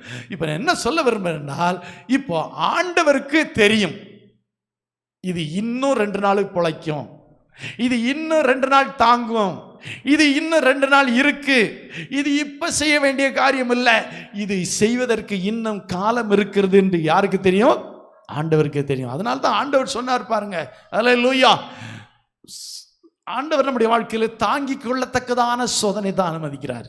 அல்லேலூயா. அது எனக்கு ரொம்ப பிடிச்ச வசனம். அது தாங்கிக் கொள்ளத்தக்கதான சோதனை தான் அனுமதிக்கிறார். தாங்க முடியாத சோதனை ஆண்டவர் ஒருபோது அனுமதிக்கிறது இல்லை. அல்லேலூயா. அதே போல தப்பிக்கொள்ளும்படியான வழியை உண்டு பண்ணுகிறார். ஒரு சோதனை வருகிறது என்று சொன்னால், ஒரு பிரச்சனை இருக்குது என்றால், அது தப்பிக்கொள்ளும்படியான வழியை முதல்ல செய்கிறாரு. கண்டிப்பா ஆண்டவர் அதை செய்கிறாரு. இப்போ யோசேப்பு சிறைச்சாலையிலே போடப்பட்டான். போர்த்திபாருடைய வீட்டிலிருந்து யோசேப்பு எங்க போனான்? சிறைச்சாலைக்கு போனான். கஷ்டம் தானே? இவ்வளவு நாள் வீட்டில் தான் இருந்தான், நல்லா வாழ்ந்தான். ஏன்னா போர்த்திபார் எதை பற்றியும் கேட்கறதே கிடையாது, முழு நம்பிக்கை. ஆனா இப்ப அந்த நம்பிக்கை யாரு கெடுத்துட்டா? போர்த்திபாருடைய மனைவி கெடுத்துட்டா. இப்ப எங்க போறா? போர்த்திபார் வீட்டிலே அடிமையா இருந்தாலும் அங்கே தப்பிக்கொள்ளும்படியான ஒரு வழியை என்ன செய்தார் என்றால், போர்த்திபார் எல்லா பொறுப்பையும் யார்கிட்ட கொடுத்துட்டார்? யார்கிட்ட கொடுத்துட்டார்? நீங்க ஆரம்பத்திலிருந்தே பாருங்களேன், அப்போ விடுங்களேன். நீங்க பாருங்க, யோசேப்பை தூக்கி குழியில போட்டாங்களா போட்டலையா? யோசேப்பு குழியில போட்டுட்டு இவங்க எல்லாம் கிளம்பிட்டாங்க. இவங்கெல்லாம் கிளம்புறாங்க. அந்த குழியில யோசேப்பு இருக்கிறது யாருக்கு தெரியாது, அங்க சத்தம் போடுறது வெளியே கேட்காது. இப்போ அந்த குழியில கிடந்து யோசேப்பு செத்திருப்பான். அல்லேலூயா. இப்போ அது ஒரு பெரிய சோதனை. அந்த நேரத்தில் தப்பிக்கொள்ளும்படியான ஒரு போக்கு என்ன போக்கு தெரியுமா? பென்யமீன் சொல்றான், இவனை இப்படியே விட்டுட்டான் நமக்கு நஷ்டம், இவனை எடுத்து யார்கிட்ட வித்துடலாம். அதான் போக்கு, தப்பிக்கொள்ளும்படியான போக்கு. அப்படியே விட்டுருந்தா குழியில கிடந்தே என்ன செய்யிருப்பான்? செத்திருப்பான். அதனால தப்பிக்கொள்ளும்படியான ஒரு போக்கை பென்யமீன் மூலமாக அங்கே ஆண்டவர் சொல்லுகிறார். பென்யமீன் சொல்லுகிறான், அவன் நம்முடைய சகோதரன் இல்லை, அதனால இவன் என்ன செய்வோம், நம்ம எடுத்து வித்துருவோம் அப்படின்னா உயிரை காப்பாத்துகிறான். ஒரு வழியை ஆண்டவர் அங்கே வைத்திருந்தார், பென்யமீன் மூலமாக ஒரு வழியை வைத்திருந்தார். ஆகவே அவங்களும் யோசித்தாங்க, ஆமா இப்படி விட்டுட்டு போறதில்ல, நமக்கு என்ன லாபம் இருக்கு, செத்து போவான். ஆனா இவன் வித்தா என்ன கிடைக்கும்? காசு கிடைக்குமே அப்படின்னு சொல்லி உடனே அவனை எடுத்து வித்துறாங்க. அல்லேலூயா. அவங்க கொண்டு போறாங்க. கொண்டு போற இடத்துல யாருக்கு விற்கிறாங்க? போர்த்திபாருடைய வீட்டில் போர்த்திபாருக்கு விற்கிறாங்க. போர்த்திபார் அவனை விலைக்கு வாங்கி கொள்ளுகிறான். இப்போ போர்த்திபார் வீட்டில் ஆண்டவர் எப்படி தப்பிக்கொள்ள முடியாத போக்கை வைத்திருக்கிறார்? போர்த்திபார் எல்லா பொறுப்பையும் அவனுடைய கரத்திலே கொடுத்துட்டு ஒன்றை குறித்து கவலைப்படாம இருக்கிறான். அந்த வீட்டுக்கு அதிகாரி யார் தான்? அதான் தப்பிக்கொள்ள முடியாத வழி, அதான் தப்பிக்கொள்ள முடியாத வழி. சரி, அங்கிருந்து அவன் அந்த போர்த்திபாருடைய மனைவி செய்த ஒரு காரியத்தின் நிமித்தமாக அங்கிருந்து அவன் எங்க போறான்? சிறைச்சாலைக்கு போறான். அல்லேலூயா. அங்க தப்பிக்கொள்ள முடியாத ஒரு வழி வைக்கிறார். என்ன தெரியுமா? சிறைச்சாலைக்காரன் சிறைச்சாலையின் பொறுப்பை யார் கையில கொடுக்கிறான்? யோசேப்பு கையில கொடுக்கிறான். அங்கேயும் அவன் ராஜா தான். அல்லேலூயா. அதுதான் தப்பிக்கொள்ள முடியாத வழி. ஒவ்வொரு இடத்துலையும் தப்பிக்கொள்ள முடியாத வழி. ஒவ்வொரு இடத்துலையும் சிக்கல் தான். குழியில போட்ட இடத்துல என்னதான் சிக்கல் தான். அதுல வித்தா சரியாயிருந்த ஒரு போக்கை உண்டு பண்ணினார். சரி, போர்த்திபார் வீட்டில் போன உடனே போர்த்திபாருடைய கண்களை தயவுடைக்க பண்ணி போர்த்திபார் எல்லா பொறுப்பையும் யார்கிட்ட கொடுத்துட்டான்? ஆமா, யோசிப்பு கையில கொடுத்துட்டான். இப்ப சிறைச்சாலையில் போடுறாங்க. சிறைச்சாலையில் போட்ட உடனே என்ன நடக்குது? அங்கே சிறைச்சாலையில் போனா எவ்வளவு கஷ்டப்படணும், ஆனா அங்கே ஒரு போக்கை உண்டு பண்ணுகிறார் சிறைச்சாலை அதிகாரி. அந்த பொறுப்பை எல்லாம் யார்கிட்ட கொடுத்துறாரு? அப்ப தப்பிக்கொள்ளும்படியான வழியை உண்டு பண்ணுகிறாரே இல்லையா? சோதனை கரெக்ட் தான், ஆனா தப்பிக்கொள்ளும் வழியான வழி அதுல இருக்கா இல்லையா? ஒவ்வொரு சோதனையிலும் இருக்குங்க. ஒவ்வொரு சோதனையிலும் கர்த்தர் தப்பிக்கொள்ளும்படியான ஒரு வழியும் கண்டிப்பா வைக்கத்தான் செய்கிறார். அல்லேலூயா. ஆகவே நமக்கு சோதனைகளோ போராட்டங்களோ வரும்போது கூட அதில் என்ன தப்பிக்கொள்ளும்படியான ஒரு வழி என்று நம்ம கண்டுபிடிக்க வேண்டியது அவசியமாக இருக்கிறது. அல்லேலூயா. கண்டிப்பாக அதில் ஒரு வழி இருக்கும். அந்த சோதனையிலிருந்து நம்ம தப்பித்துக் கொள்வதற்கு கண்டிப்பாக ஒரு வழி இருக்கும் என்பதை மறந்து விடவே வேண்டாம். அல்லேலூயா, அல்லேலூயா. ஆகவே நிச்சயமாக கர்த்தர் உங்களோடு தான் இருக்கிறார். அல்லேலூயா. கர்த்தர் நம்மோடு கூட தான் இருக்கிறாரு. நம்முடைய காரியங்கள் இன்னும் நடக்கலை, சில காரியங்கள் நடந்தது, சில காரியங்கள் நடக்கலை. ஆண்டவர் அதை இந்த வருஷத்துல நமக்கு கொடுக்கணும்னு ஆண்டவர் நினைக்கல. இந்த வருஷத்துல கொடுக்காதனால ஒன்னும் தலைகீழா போயிடாது, ஒன்னும் வானம் இடிஞ்சு விழுந்துராது, நம்முடைய வாழ்க்கை ஒண்ணுமில்லாம போகாது. ஏனென்றால் நாம் அவருடைய கரத்திலே இருக்கிறோம். அல்லேலூயா. நாம அவருடைய கரத்திலே இருக்கிறோங்க. அது கெட்டு போக அவர் விடவே மாட்டாருங்க. அல்லேலூயா. அந்த நம்பிக்கையோடு கூட நாம காணப்படணும். நான் அவருடைய கரத்திலே இருக்கிறேன். அல்லேலூயா. அவர் என்னை தம்முடைய உள்ளங்கையில் வரைந்திருக்கிறார். அவருடைய பாதுகாவல்லே நான் இருக்கிறேன். நான் உன்னதமானவருடைய நிழலில் இருக்கிறேன். இந்த உலகம் என்னை ஒன்றும் செய்யாது, இந்த வெயில் ஒன்றும் செய்யாது, இந்த மழை ஒன்றும் செய்யாது, இந்த இரவு என்னை ஒன்றும் செய்யாது, இந்த பருவம் என்னை ஒன்றும் செய்ய முடியாது, இந்த உலகத்தின் காற்றோ கடலோ என்னை ஒன்றும் செய்ய முடியாது. நான் தேவனுடைய கரத்திலே இருக்கிறேன். அல்லேலூயா, அல்லேலூயா. நான் ஒரு நாள் பிரசங்கம் பண்ண எனக்கு ஞாபகம் இருக்கு. கவலையை பத்தி பிரசங்கம் பண்ணேன். நமக்கு பல கவலைகள் இருக்கிறது. எல்லாருக்கும் கவலை இருக்கா? கவலையே இல்லையா? பிறந்து விழுந்த குழந்தைக்கே கவலை இருக்குது இப்போ எல்லாம். ஆமாம், பிறந்து விழுந்த கவலை பிள்ளை பேசுதுன்னு சொல்கிறாங்க இப்போ எல்லாம். ஆனால் விசாரித்து பார்த்தா முதல்ல கவலையாக தான் இருக்கும். ஐயோ ஏண்டா நேரத்திலே பேசிட்டோன்னு. அல்லேலூயா. கொஞ்சம் கழிஞ்சு பேசி இருக்கலாமேன்னு சொல்லி. பேசாமல் இருக்கிற காலம் நல்ல காலம் தெரியுமா? அது குழந்தைகளோ பெரியவங்களோ. சரி இருக்கட்டும். இப்போ என்ன நடந்தது? என்ன காரியம் சொன்னேன்? கவலை. அல்லேலூயா. கவலையிலே 3 விதத்தை சொன்னேன். என்ன கவலை தெரியுமா? நடந்ததை பற்றிய கவலை. நடந்ததை பற்றியே நினைச்சு நிறையவே கவலைப்பட்டிருப்பாங்க. அது இனி நடக்க போதில்லைன்னு தெரியாது. நடந்து முடிஞ்சிச்சு. நடந்து முடிஞ்சதை பற்றி கவலைப்பட்டு என்ன பிரயோஜனம்? ஒண்ணுமே அதை அசைக்க முடியாது. நடந்தது தான். நல்லது நடந்துச்சோ கெட்டது நடந்துச்சோ, அதனால பாதிப்புகள் வந்துச்சோ, எல்லாம் நடந்தது தான். இனி ஐயோ அன்னைக்கு அப்படி ஆகிப்போச்சு, இப்படி ஆகிப்போச்சு, அதனால அவங்க இதாச்சு அப்படியே நினைச்சு சில பேர் நடந்ததை நினைச்சே கவலைப்படுவாங்க. அல்லேலூயா. சிலவங்க என்ன தெரியுமா? நடக்க போறதை நினைச்சு கவலைப்படுவாங்க. இது அப்படி ஆயிருமோ, வயிற்று வலி இருக்கு, அது கட்டியா இருக்குமோ, அந்த கட்டி கேன்சர் கட்டியா இருக்குமோ, அந்த கேன்சரில் செத்து போவணும். ஒன்றும் சும்மா நேற்று ஏதோ ஆகாதது சாப்பிட்ருப்பாங்க, ஒரு வயிற்று வலி வந்திருக்கும். ஃபுட் பாய்சன்கிற அடையாளமே என்னதான்? வயிற்று வலி தான். சாப்பிட்டது நம்ம அளவாக சாப்பிட்றோம், வேணுங்கிறதையா சாப்பிட்றோம், கிடைச்சதையெல்லாம் சாப்பிட்றோம். ஐயோ இந்த வயிற்றுக்கு 1000 தேங்க்ஸ் சொல்லணுங்க. என்ன சாப்பிட்டாலும் ஏற்றுக்குது. பார்த்தீங்களா? நீங்கள் ஒரு டம்ளர் எடுங்க, ஒரு டம்ளரில் முதல்ல கொஞ்சம் ஜூஸ் ஊற்றுங்க, அதுக்கு மேலே கொஞ்சம் டீ ஊற்றுங்க, அதுக்கு மேலே கொஞ்சம் காப்பி ஊற்றுங்க. இப்படி ஒன்றா மாற்றி ஊற்றிட்டு குடிங்க. எப்படி இருக்கும்? உடனே வாந்தி வருமா? வராதா? உடனே வாந்தி வரும். ஏன்னா அதில் ஜூஸில் உள்ள லைம் இருக்குது, இதில் உள்ள சுகர் இருக்குது, அதில் பாலில் உள்ள இது இருக்குது. கடைசியில் சொல்லப்போனால் அதை நல்லா பார்த்தீங்கன்னா பிரிஞ்சிருக்கும். அது பிரிஞ்சிருக்கும். ஏன்னா கீழே முதல்ல என்னது? ஜூஸு, அது லைம் இருந்துச்சு, அப்புறம் என்ன ஊற்றணும்? டீ ஊற்றணும். அப்போ இதெல்லாம் பிரிஞ்சு அப்படி கட்டியாக நிற்கும். இது நம்ம வயிற்றுக்குள்ளே இருக்குது. டீ கிடைச்சா டீயை குடிச்சுக்கிறோம், ஜூஸ் கிடைச்சா ஜூஸை குடிச்சுக்கிறோம், எது கிடைச்சாலும் குடிச்சுக்கிறோம், எது கிடைச்சாலும் சாப்பிட்டுக்கிறோம். அல்லேலூயா. புளிப்பா இருக்கிறத சாப்பிட்டு முடிச்ச உடனே இனிப்பா இருக்கிறத சாப்பிட்றோம், இனிப்பா இருக்கிறத சாப்பிட்ட உடனே கசப்பா இருக்கிறத சாப்பிட்றோம். எல்லாத்தையும் இந்த வயிறு ஏற்றுக்குது. அல்லேலூயா. அந்த வயிற்றுக்கு எவ்வளவு நன்றி சொல்லணும் நம்ம கொஞ்சம் யோசித்து பாருங்களேன். அல்லேலூயா. சரி இருக்கட்டும். அல்லேலூயா. இப்போ நான் சொல்ல விரும்புறதுன்னா கவலை. இப்போ நடந்ததை பற்றிய கவலை, நடக்க போறதை பற்றிய கவலை. அல்லேலூயா. இந்த நடக்க போற கவலை அப்படின்னு யோசிக்கிறோம். இது நடக்குமா நடக்காதான்னு தெரியாது, தெரியுமா? அது அப்படி நடக்கலாம், நடக்காம இருக்கலாம். அப்படிதானே? அப்படியே நடக்கவும் செய்யலாம், அப்படி நடக்காமலும் இருக்கலாம். 3/4 பாகம் அப்படி நடக்காது. 99% நம்ம நடக்கிற மாதிரி அது நம்ம நினைக்கிற மாதிரி நடக்காது, மாறாகத்தான் நடக்கும். அல்லேலூயா. அப்ப அதை பத்தி கவலைப்பட்டு என்ன பிரயோஜனம்? அப்படியானால் என்ன கவலை தெரியுமா? அனுமான கவலை. அனுமான கவலைன்னா அனுமானம் செய்யறது அப்படின்னா என்ன சொல்லலாம்? அதுக்கு ஒரு வார்த்தை இருக்கு,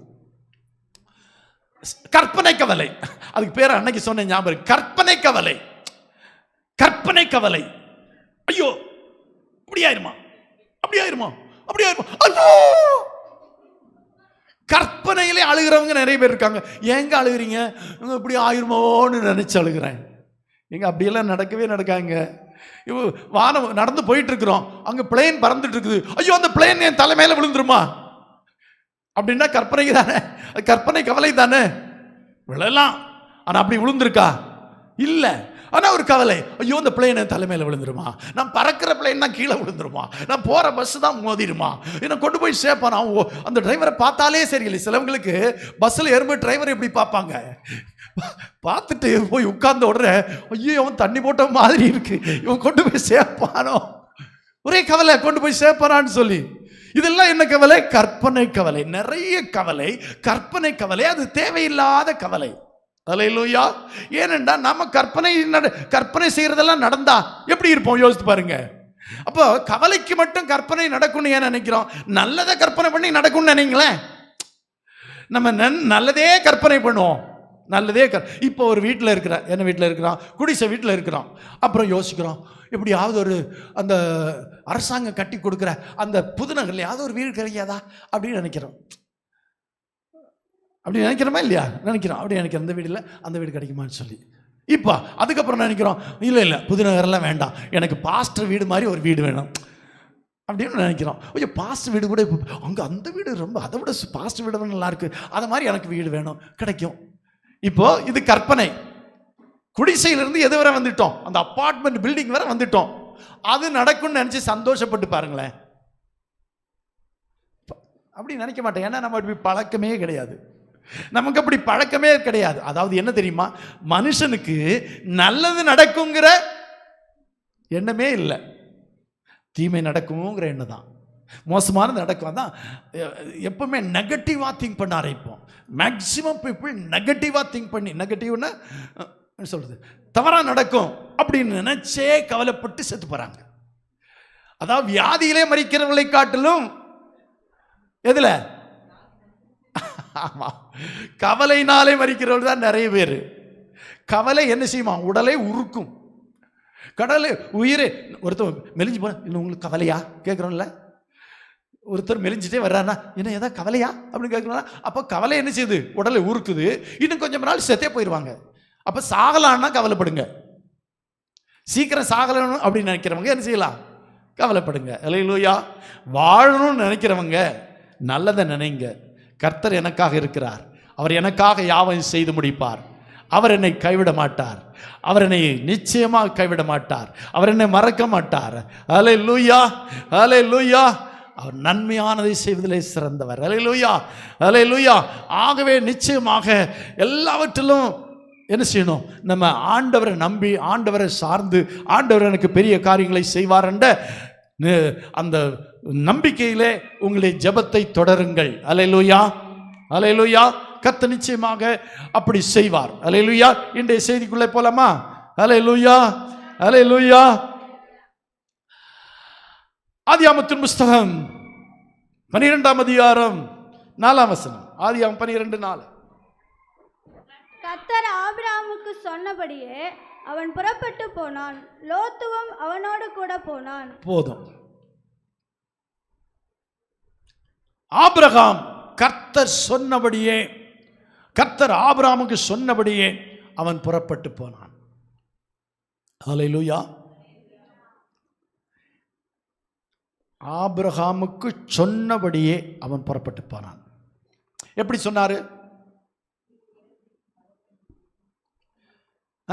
கர்த்தர் ஆபிரகாமை நோக்கி, நீ உன் தேசத்தையும் உன் இனத்தையும் உன் தகப்பனுடைய வீட்டையும் விட்டு புறப்பட்டு நான் உனக்கு காண்பிக்கும் தேசத்துக்கு போ. இதுதான் சொன்னபடியே புறப்பட்டு போனான். சொன்னபடியே புறப்பட்டு. அல்லேலூயா. இதைத்தான் ஆண்டவர் அங்க 4ஆம் வசனத்தில் சொல்றாரு. கர்த்தர் ஆபிரகாமுக்கு சொன்னபடியே புறப்பட்டு போனான். எப்படி சொன்னபடி புறப்பட்டு போனான்? இது ரொம்ப ரொம்ப முக்கியமான வார்த்தை. அந்த 1ஆம் வசனம். கர்த்தர் ஆபிரகாமை நோக்கி, நீ உன் தேசத்தையும் உன் இனத்தையும் உன் தகப்பனுடைய வீட்டையும் விட்டு புறப்பட்டு போ, தேசத்துக்கு போ. கர்த்தர் சொன்னபடியே புறப்பட்டு போனான். இந்த 1ஆம் வசனத்தையும் 4ஆம் வசனத்தையும் இணைத்தோமானால் இடையில சில காரியங்கள் சொல்லப்பட்டிருக்கு, அதை விடுவோம். இப்போ 1ஆம் வசனத்தையும் 4ஆம் வசனத்தையும் அந்த 2-3 வசனத்தை எடுத்துருவோம். 2-3 வசனத்தை எடுத்துட்டு 1ஆம் வசனத்தையும் 4ஆம் வசனத்தையும் வாசிக்கும் போது முதல்ல சொல்லப்பட்ட அந்த 1ஆம் வசனத்திலே சொல்லப்பட்டிருக்கிற அதை வாசிக்கலாம். எல்லாரும் சேர்ந்து வாசிப்போம். கர்த்தர் ஆபிரகாமை நோக்கி, நீ உன் தேசத்தையும் உன் இனத்தையும் உன் தகப்பனை வீட்டையும் விட்டு புறப்பட்டு நான் உனக்கு காண்பிக்கும் தேசத்துக்கு போ. ஆபிரகாமுக்கு சொன்னபடியே அவன் புறப்பட்டு போனான். அல்லேலூயா, அல்லேலூயா. கர்த்தர் சொன்னபடியே புறப்பட்டு போனான். அப்படின்னா 1ஆம் வசனத்தில் என்ன சொன்னாரோ அப்படியே புறப்பட்டு போனான். ஆண்டவர் சொன்னதற்கு கொஞ்சம் கூட மாறாம அவன் புறப்பட்டு போனான் என்று அதனுடைய அர்த்தம். அப்படியானால் இங்கே ஆபிரகாமை குறித்து நம்ம முதல்ல தெரிந்து கொள்ள வேண்டிய காரியம் என்னவென்றால், கர்த்தர் என்ன சொன்னாரோ அதன்படி செய்கிறவன் தான் ஆபிரகாம். அல்லேலூயா, அல்லேலூயா. இது ஆண்டவர் நம்மகிட்ட ரொம்ப எதிர்பார்க்கிற ஒரு காரியம். ரொம்ப ரொம்ப நம்மிடத்தில் ஆண்டவர் எதிர்பார்க்கிற காரியம் என்னவென்றால், அவர் சொன்னபடி நம்ம செய்கிறோமா? அல்லேலூயா. எந்த ஒரு காரியத்தையும் ஒரு காரியம் சொல்லப்பட்டிருக்கும் போது அதை அப்படியே ஃபாலோ பண்ணும்போது தான் அதனுடைய முழு நன்மை நமக்கு கிடைக்கிறது. அல்லேலூயா. அப்படியே தான் முழு நன்மை. அதை அப்படியே ஃபாலோ பண்ணும்போது, இப்போ இப்படி எடுத்துக்கொள்வோமே, யூடியூப்பில் போகிறோம், பாயசம் செய்வது எப்படி என்று சொல்லி அதுக்கு தேவையான பொருட்கள் அப்படின்னு முதல்ல ஒரு லிஸ்ட் போடுறான். அப்புறம் முதல்ல என்ன செய்யணும், 2வது என்ன செய்யணும், 3வது என்ன செய்யணும், லாஸ்ட்டில் என்ன செய்யணும், இப்பொழுது உங்களுடைய பாயசம் ரெடி, எடுத்து பரிமாறுங்கள் அப்படிங்கிறது போடுறான். இப்பொழுது உங்களுடைய பாயசம் ரெடி, நீங்கள் எடுத்து பரிமாறுங்கள்னு சொல்கிறான். அல்லேலூயா. இப்போ முதல்ல என்ன சொல்லியிருப்பா அப்படின்னா எனக்கு தெரியல, ஒருவேளை அந்த கிஸ்மிஸ் முந்திரி எல்லாம் கொஞ்சம் என்ன செய்ய கொள்ளுங்கள். ஆமாம். இப்போ நம்ம அதுக்கு பதிலாக என்ன செய்கிறோம், நம்ம சேமியாவே எடுத்து போட்டு வறுக்கிறோம்னு வச்சுக்கோம். எதை மாதிரி வறுக்கிறோம் அப்படின்னா எப்படி இருக்கும் கொஞ்சம் யோசித்து பாருங்க. எதை முதல்ல செய்யணுமோ அதை முதல்லையும், எதை கடைசியில் செய்யணுமோ அதை கடைசியும், என்னவெல்லாம் தேவை என்று சொல்லப்பட்டிருக்கிறதோ அதையெல்லாம் நம்ம ஃபாலோ பண்ணும்போது தான் அதனுடைய அதனுடைய முடிவு, அதனுடைய என்ன செய்யலாம், அதனுடைய நன்மை நமக்கு கிடைக்கும். அதே போல் இங்கே 1ஆம் வசனம் என்ன சொல்லி இருக்கிறது என்றால், கர்த்தர் ஆபிரகாமை பார்த்து சொல்லும்போது அவர் சொன்ன வார்த்தையின் படியே அவன் செய்தான். அல்லேலூயா. முதல்ல என்ன சொன்னார், நீ உன் தேசத்தையும், அது தேசம். அல்லேலூயா, தேசம். அல்லேலூயா. என் சொந்த தேசம் அப்படின்னு சொல்றல. Who are you அப்படின்னு கேட்டா, ஐ எம் இந்தியன் அப்படின்னு சொல்லு. இந்தியனாக இருப்பதிலே பெருமைப்படு அப்படியெல்லாம் கேட்டிருக்கோம்ல. இந்தியன் என்பதிலே பெருமைப்படு. நான் ஒரு இந்தியன் அப்படின்னு காலரை தூக்கி விட்டு நான் ஒரு இந்தியன். தமிழ்நாட்டில் நான் ஒரு தமிழன் அப்படின்னு சொல்றாங்க. அல்லேலூயா. இப்படி தன்னுடைய தேசத்தை குறித்து ஒரு மேன்மை மனிதனுக்கு எப்போதும் உண்டு. அல்லேலூயா. சொந்த தேசத்தை விட்டு போகிறதுக்கு யாருக்குமே பொதுவாக பிடிக்காது தான். இப்போ நம்ம இங்கே வந்திருக்கிறோம், நம்மள 90% ஆட்களும் இந்த ஊர்க்காரங்க இல்லை, வெளியூர்லேருந்து வந்திருக்கிறோம். இப்போ நமக்கெல்லாம் பிடிச்சா நம்ம ஊரை விட்டு வந்தோம் இல்லை, அந்த ஊரில் வேலை கிடைக்கல, அந்த ஊரில் நமக்கு வேலை அமையலை, அந்த ஊரில் நமக்கு வாழ்வதற்கான சரியான வழிகள் இல்லை, ஆகவே நம்ம ஊரை விட்டு இந்த பக்கம் வந்தோம், இந்த ஊருக்கு வந்தோம். அல்லேலூயா. ஆனால் உண்மையிலேயே நம்ம ஊரை பற்றி நினைக்கும் போது நமக்கு ஒரு பெருமை தான். அல்லேலூயா. அது சிறிய கிராமமாக இருக்கலாம், ஒரு பட்டணமாக இருக்கலாம், எதுவாக. சிலவங்களுக்கு தெருவில் கூட இந்த தெரு, எங்கள் ஊரில் இந்த தெரு நல்ல தெரு அப்படின்னு சொல்லுவாங்க, அப்படி இருக்கலாம். இப்போ இங்கே சொல்லப்பட்டிருக்கு, நீ உன் தேசத்தை விட்டு புறப்படு. அல்லேலூயா, அல்லேலூயா. தேசத்தை விட்டு போகிறது அவ்வளவு எளிதாக நடக்கிற காரியம் அல்ல. ஆனாலும் ஆண்டவர் சொல்லுகிறார் என்பதற்காக தேசத்தை விட்டு புறப்பட்டு சென்றவன் யாரு? ஆபிரகாம். அல்லேலூயா. நாம நினைக்கிறோம் கர்த்தர் ஆபிரகாமை செல்வ சீமானாக்கினார்னு சொல்றோம். ஆனா உண்மையிலே அப்படி சொல்லுவதற்கு இல்லை. ஏனென்றால் அங்கே சொல்லப்பட்டிருக்கிறது, ஆபிரகாமுக்கு ஏற்கனவே என்ன இருந்தது? ஆபிரகாம் செல்வ சீமானாயிருந்தான். 13ஆம் அதிகாரம் 12ஆம் அதிகாரத்தில் தானே அங்கே சொல்லப்பட்டிருக்கிறது, அவன் சீமானா இருந்தான் என்று சொல்லப்பட்டிருக்கிறது. எப்போது? அந்த இடத்தை விட்டு புறப்படும் போதே கூட அவன் சீமானா இருந்தான். அப்புறம் சொல்லும்போது, எலியேசர் சொல்லும்போது, கர்த்தர் என் ஆண்டவரை செல்வ சீமானாய் வைத்திருக்கிறான்னு சொன்னான். அப்படியானா ஆபிரகாம் வசதியுடையவனாகத்தான் இருந்தான். அவன் தனக்குண்டான எல்லாவற்றையும் சேர்த்துக்கொண்டு, அப்படின்னா தனக்குண்டான ஆடு மாடுகள் ஒட்டகங்கள் மற்றும் எல்லாவற்றையும் சேர்த்து கொண்டுதான் அவன் இந்த ஊர் என்கிற கல்தேரிய பட்டத்தை விட்டு புறப்பட்டு போனான். அல்லேலூயா. நமக்கு ஊர்ல எல்லா வசதி. அது எத்தனை வசனம் யாரா எடுத்தீங்களா? ஆபிரகாம் ஆபிரகாம் மிருக ஜீவன்களும் வெள்ளியும் பொன்னுமான ஆஸ்திகளை உடைய சீமானாய் இருந்தான். எப்ப தெரியுமா இது? அவன் தன்னுடைய சொந்த ஊர்ல இருக்கும்போது, தன்னுடைய சொந்த ஊர்லயே அவன் எப்படிப்பட்டவனா இருந்தான்? ஆமா, தன்னுடைய சொந்த ஊர்ல அவனுக்கு என்ன இருந்தது? பொன்னும் வெள்ளியும் உடைமைகளும் உடைய ஆஸ்திகளை உடைய சீமானா இருந்தாங்க. ஆண்டவர் அதுக்கு பிறகு அவனை ஆசீர்வதித்தார், பல மடங்கு ஆசீர்வதித்தார். ஆனா இப்படிப்பட்ட ஒருத்தனை நீ உன் தேசத்தை விட்டு வான்னு சொன்னா வருவானா? நம்மளாம் வேலை கிடைக்காதனால, நல்ல ஒரு வேலை அமையல அப்படிங்கிறதுனால நம்முடைய சொந்த ஊரை விட்டு இந்த ஊருக்கு வந்திருக்கிறோம். அதானே உண்மை. அங்கே எல்லா வசதி இருந்து செல்வ சீமானா இருந்தா நம்முடைய சொந்த ஊரை விட்டு வருவோமா? வரமாட்டோம். ஆனா இங்கே ஆபிரகாம் மிருக ஜீவன்களும் வெள்ளியும் பொன்னுமான ஆஸ்திகளையுடைய சீமானாயிருக்கிறான். அந்த ஊரை விட்டு தான் நீ வான்னு சொல்லி இருக்கிறார் ஆண்டவர். அல்லேலூயா. நம்ம எல்லாம் ஒண்ணுமில்லாத வந்தோம். யாக்கோபு சொல்ற மாதிரி, நான் கோலும் கையுமாய் வந்தேன்னு சொல்ற மாதிரி நம்ம எல்லாம் அப்படித்தானே வந்தோம்? அப்படித்தானே வந்தோம் இல்லையா? ஊர்ல இருந்து வரும்போது நீங்க எத்தனை பேர் ஊர்ல இருந்து வரும்போது இங்கே ஒரு வீட்டை கட்டியிருந்தீங்க, இங்கே ஒரு கார் வாங்கியிருந்தீங்க, இங்கே எல்லாம் உங்களுக்கு இருந்துன்னு சொல்ல முடியுமா? இல்லை, ஊரில் இல்லை. இங்கே வந்து ஆண்டவர் நமக்கு கொடுத்தார். அல்லேலூயா. ஆனால் ஆபிரகாமுக்கு அப்படி இல்லை. அவன் மிருக ஜீவன்கள், அதான் முதல்ல அந்த காலத்தில் மிருக ஜீவன்கள் இருந்தால் அவன் யாரு? பெரிய பணக்காரன். மிருக ஜீவன்கள் இருந்தது, வெள்ளியும் பொன்னுமான ஆஸ்திகளுடைய சீமனாக இருந்தான். அந்த ஆபிரகாமை உன் தேசத்தை விட்டு புறப்பட்டு வான்னு சொல்றாரு. அல்லேலூயா. அப்படியானால் ஆண்டவர் முதல்ல சொன்னது, இந்த தேசத்தில், உன்னுடைய சொந்த தேசத்தில் இருக்கிறதான அந்த மேன்மைகளை எல்லாம் விட்டு நான் காண்பிக்கிற தேசத்துக்கு புறப்பட்டு வா. அல்லேலூயா. உனக்கு வெள்ளியுடைமை இருக்கலாம், பொன்னுடைமை இருக்கலாம், என்ன வசதி வாய்ப்புகள் எல்லாம் இருக்கலாம். ஆண்டவர் உன்னை அழைக்கும் போது இவைகளை விட்டு புறப்பட்டு வான்னு சொல்றாரு. அல்லேலூயா. அங்கே 1ஆம் வசனத்தை திரும்ப வாசிக்கலாம். கர்த்தர் ஆபிரகாமை நோக்கி, நீ உன் தேசத்தை, எப்படிப்பட்ட தேசம்? மிருக ஜீவன்கள், வெள்ளியுடைமைகள், பொன்னுடைமைகள், ஆஸ்திகள் எல்லாம் அந்த தேசத்தை விட்டு உன் இனத்தையும். அல்லேலூயா. உன் இனத்தை விட்டுட்டு வர்றது கொஞ்சம் கஷ்டங்க. இனம் என்கிற உண்டு. இன்னைக்கு நம்ம ஊர்ல அப்படித்தானே ஜாதி, அது சொல்ல இனம் என்றால் ஜாதி என்ற அர்த்தம். அல்லேலூயா. இந்த சொந்த ஜாதியை விட்டு இன்னொரு இடத்துக்கு போறதுக்கு உனக்கு மனதே ஒத்துக்காது. அல்லேலூயா. தன்னுடைய ஜாதி, தன்னுடைய இனம் இருக்கிற இடத்துல இனத்தோட சேரும், அப்படித்தான் சொல்லுவாங்க. இப்ப இனத்தை விட்டு ஆண்டவர் பிரிக்கிறார். ஒரு அலையிலே சொல்லுமா? ஆண்டவர் செய்யற வேலை கொஞ்சம் கஷ்டமான வேலை தான். தேசத்தை விடு, ரெண்டாவும் இனத்தை விடு. அல்லேலூயா. இனத்தோடு சேருமில்ல, இனத்திலிருந்து இனத்தை பிரிக்கிற கர்த்தர். அதை விட்டு புறப்பட்டு வான்னு சொல்றார். அல்லேலூயா. அப்படியானா உன்னுடைய இனத்தை விட்டு நீ புறப்பட்டு வரும்போது தான் தேவனுடைய முழு ஆசீர்வாதத்தை பெற முடியும். அல்லேலூயா. இனத்தை விட்டு உன் தகப்பனுடைய வீட்டையும் விட்டு புறப்பட்டு. அல்லேலூயா. தகப்பன் வீட்டை விட்டு வர்றதுக்கு ரொம்ப கஷ்டம்.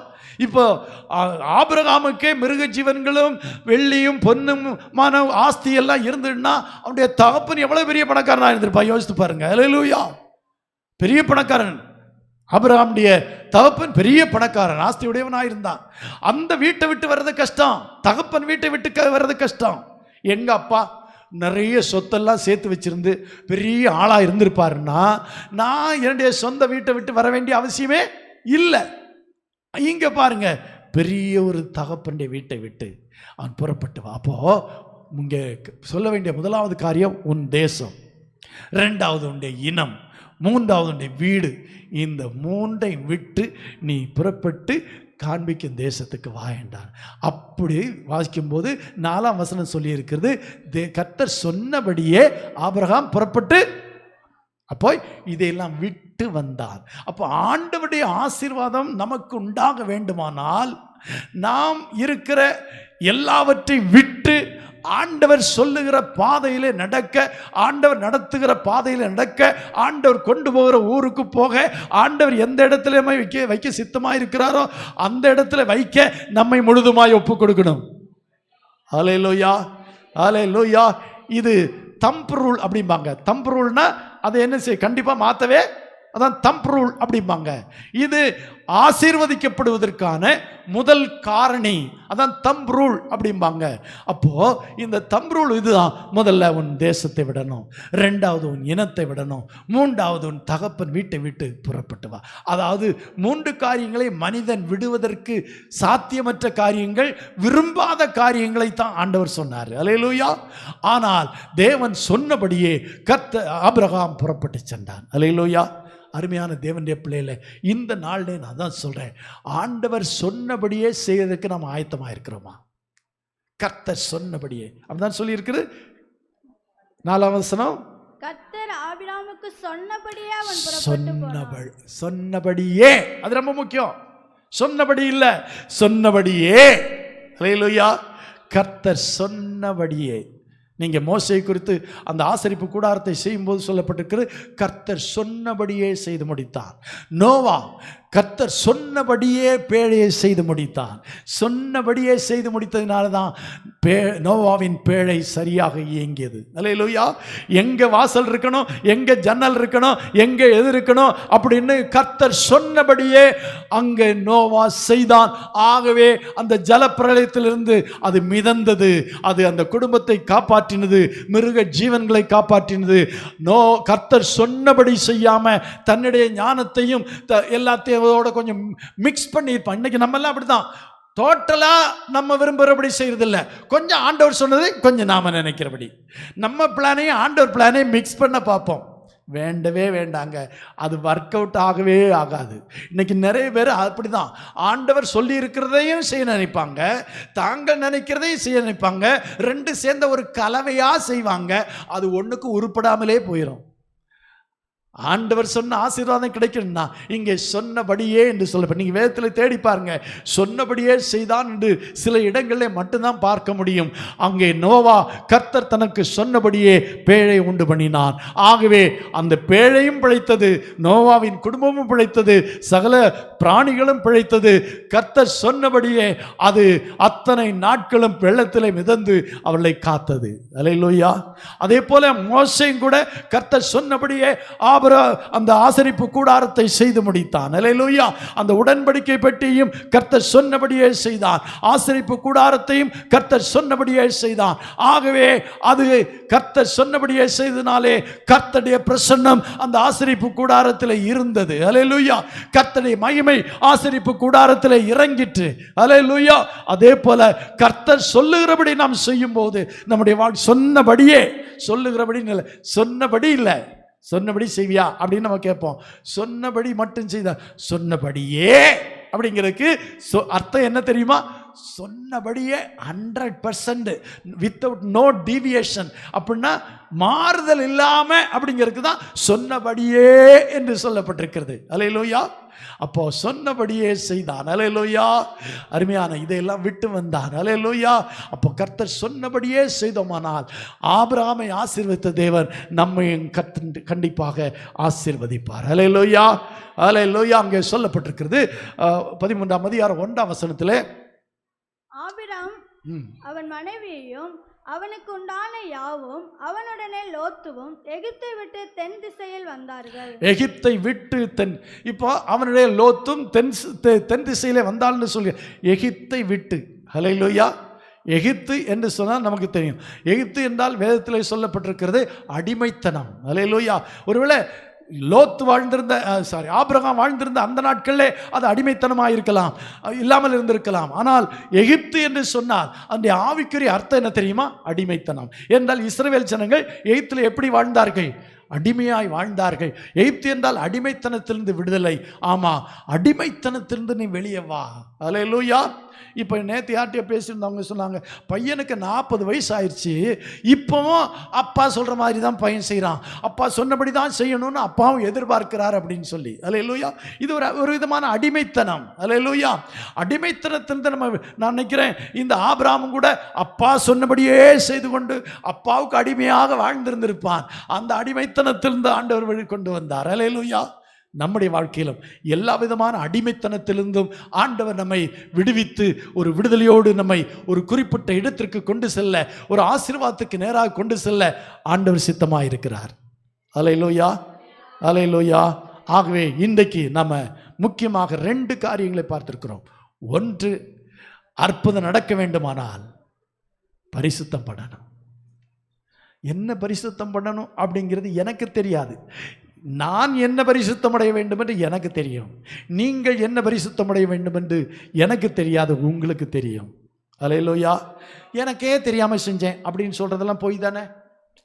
சிலவங்க சொல்லுவாங்க, எனக்கே தெரியாமல் செஞ்சேன். அதை எப்படிங்க உங்களுக்கு தெரியாமல் செய்ய முடியும்? அப்படி முடியவே முடியாது. உங்களுடைய அந்த அசுத்தம் என்ன என்று உங்களுக்கு தான் தெரியும், கண்டிப்பா தெரியும். அல்லேலூயா. எதிலெல்லாம் பரிசுத்தம் அடைய வேண்டும் என்பது உங்களுக்கு தெரியும். அல்லேலூயா. அந்த பரிசுத்தம் பண்ணிக்கொள்ளுங்கள், நாளைக்கு அற்புதம் நடக்கும். 2024 வருடத்தில் உங்களுடைய வாழ்க்கையில கண்டிப்பாக அற்புதம் நடக்கும். நடந்தது. அல்லேலூயா. இஸ்ரவேல் ஜனங்களுக்கு சொன்னது போல அவர்கள் தங்களை பரிசுத்தம் பண்ணி கொண்டார்கள். அடுத்த நாளிலே யோர்தான் 2ஆக பிளந்தது. அற்புதம் நடந்தது. பரிசுத்தம் பண்ணி கொண்டது ஆசாரியர்கள் அந்த இஸ்ரவேல் ஜனங்கள் மட்டுமல்ல, ஆசாரியர்களும் தங்களை பரிசுத்தம் பண்ணி கொண்டார்கள். பரிசுத்தம் பண்ணி கொண்ட போது சொன்னபடியே அற்புதம் நடந்தது. ஆகவே நிச்சயமாக பரிசுத்தம் பண்ணிக்கொள்ளுங்கள், உங்களுடைய அற்புதம் நடக்கும். 2வதாக இங்கே ஆண்டவர் சொன்னபடியே, அல்லேலூயா, ஆபிரகாமை கர்த்தர் செல்வ சீமானாக, அப்படிதானே எலியேசர் சொல்லுகிறார். எலியேசர் போய் லாபான் வீட்டில் என்ன சொல்லுகிறார்? கர்த்தர் என் எஜமானை மிகவும் ஆசீர்வாதம் இருந்துச்சு. இப்ப எப்படி இருக்குது? ஆசீர்வதித்திருக்கிறார். அவர் செல்வ, முதல்ல சீமானா இருந்தாரு, இப்ப எப்படி இருக்கிறாரு? மிகவும் செல்வம். அது ரொம்ப முக்கியம். முதல்ல அவர் ஆடு மாடுகளுடைய அந்த மிருக ஜீவன்களும் வெள்ளியும் பொன்னும் இருந்தது, இல்லைன்னு சொல்லல, உண்மைதான். ஆனா இப்ப அப்படி இல்லை, மிகவும் ஆசீர்வதித்திருக்கிறார். அவர் செல்வ சீமானாய் இருக்கிறார். அல்லேலூயா. அதுக்கு காரணம் என்ன? கர்த்தர் சொன்னபடியே புறப்பட்டு போனார். சொன்னபடியே நம்முடைய வாழ்க்கையில அவர் சொன்னபடியே செய்வோம். கர்த்தர் நம்மை செல்வ சீமான்களாக மிகவும் ஆசீர்வதிப்பதற்கு ஆண்டவர் சித்தமாயிருக்கிறார். இந்த முதலாவது வசனத்தின்படியாக சொன்னபடியே, கர்த்தர் சொன்னபடியே செய்யுங்க. கஷ்டமா? இல்ல, ஆபிரகாம் செய்தான்லவா? கர்த்தர் சொன்னபடியே. முடியுமா? முடியாது. கர்த்தர் சொன்னபடியே செய்ய முடியுமா முடியாதான்னு கேட்டால், இங்க பாருங்க, ஆபிரகாம் செஞ்சிருக்கிறாரு, நோவா செஞ்சிருக்கிறாரு, அல்லேலூயா, மோசே செஞ்சிருக்கிறாரு, நிறைய பேர் செஞ்சிருக்கிறாங்க. கர்த்தர் சொன்னபடி செஞ்சு நிறைய பேர் இருக்கிறாங்க. அந்த 4 பேர் மட்டுமல்ல, அப்படி சொன்னவர்கள் எல்லாம் ஆசீர்வாதத்தை பெற்றிருக்கிறார்கள். நாமும் கண்டிப்பாக அப்படி ஆசீர்வாதத்தை பெறுவோம். கர்த்தர் நம்மை ஆசீர்வதிப்பாராக. கண்களை மூடி கொஞ்ச நேரம் எந்த பகுதியிலெல்லாம் நமக்கு பரிசுத்தம் தேவைப்படுகிறது?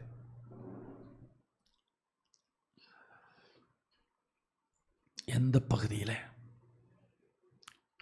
ஆண்டவரே, என்னை பார்த்தா என்னிலே அசுத்தம் இருக்கிறது தெரியல. அசுத்தமான பேச்சுக்கள், அசுத்தமான செயல்கள், நீர் விரும்பாத காரியங்கள், மேலோட்டமா பார்த்தா என்னில ஒண்ணுமே தெரியல. ஆண்டவரே, ஆவியானவரை அனுப்புங்க. எனக்குள்ளே உம்முடைய வல்லமையான ஆவியானவரை அவரை அனுப்புங்க. அந்த ஆவியானவர் உள்ளந்தரியங்களை ஆராய்கிறவர். உள்ளந்தரியங்கள், உள்ளத்தின் ஆழத்திலே இருப்பவையெல்லாம் ஆராய்ந்து பார்க்கிற ஆவியானவர்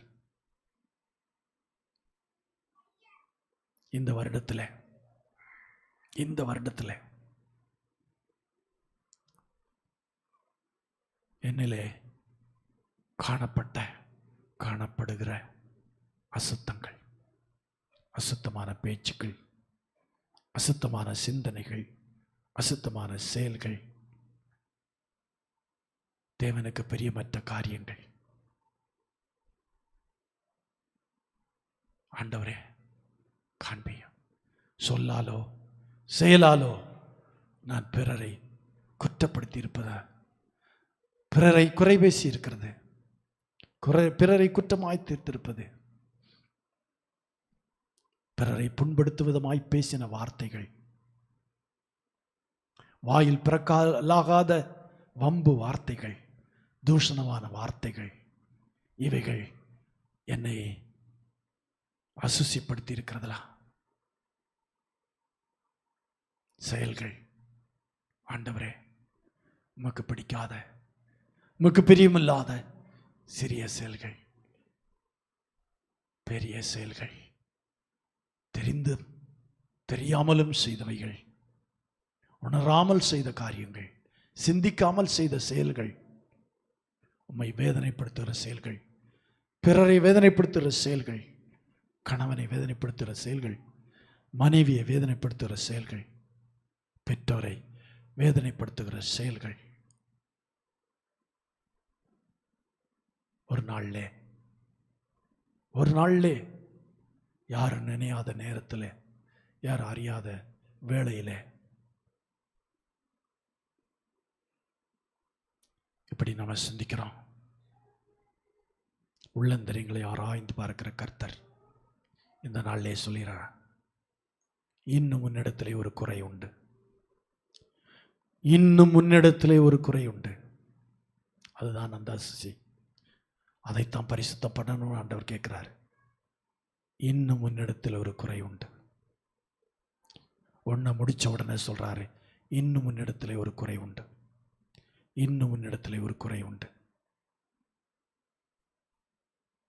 பரிசுத்தப்படுவோமா? பரிசுத்தப்படுவோமா?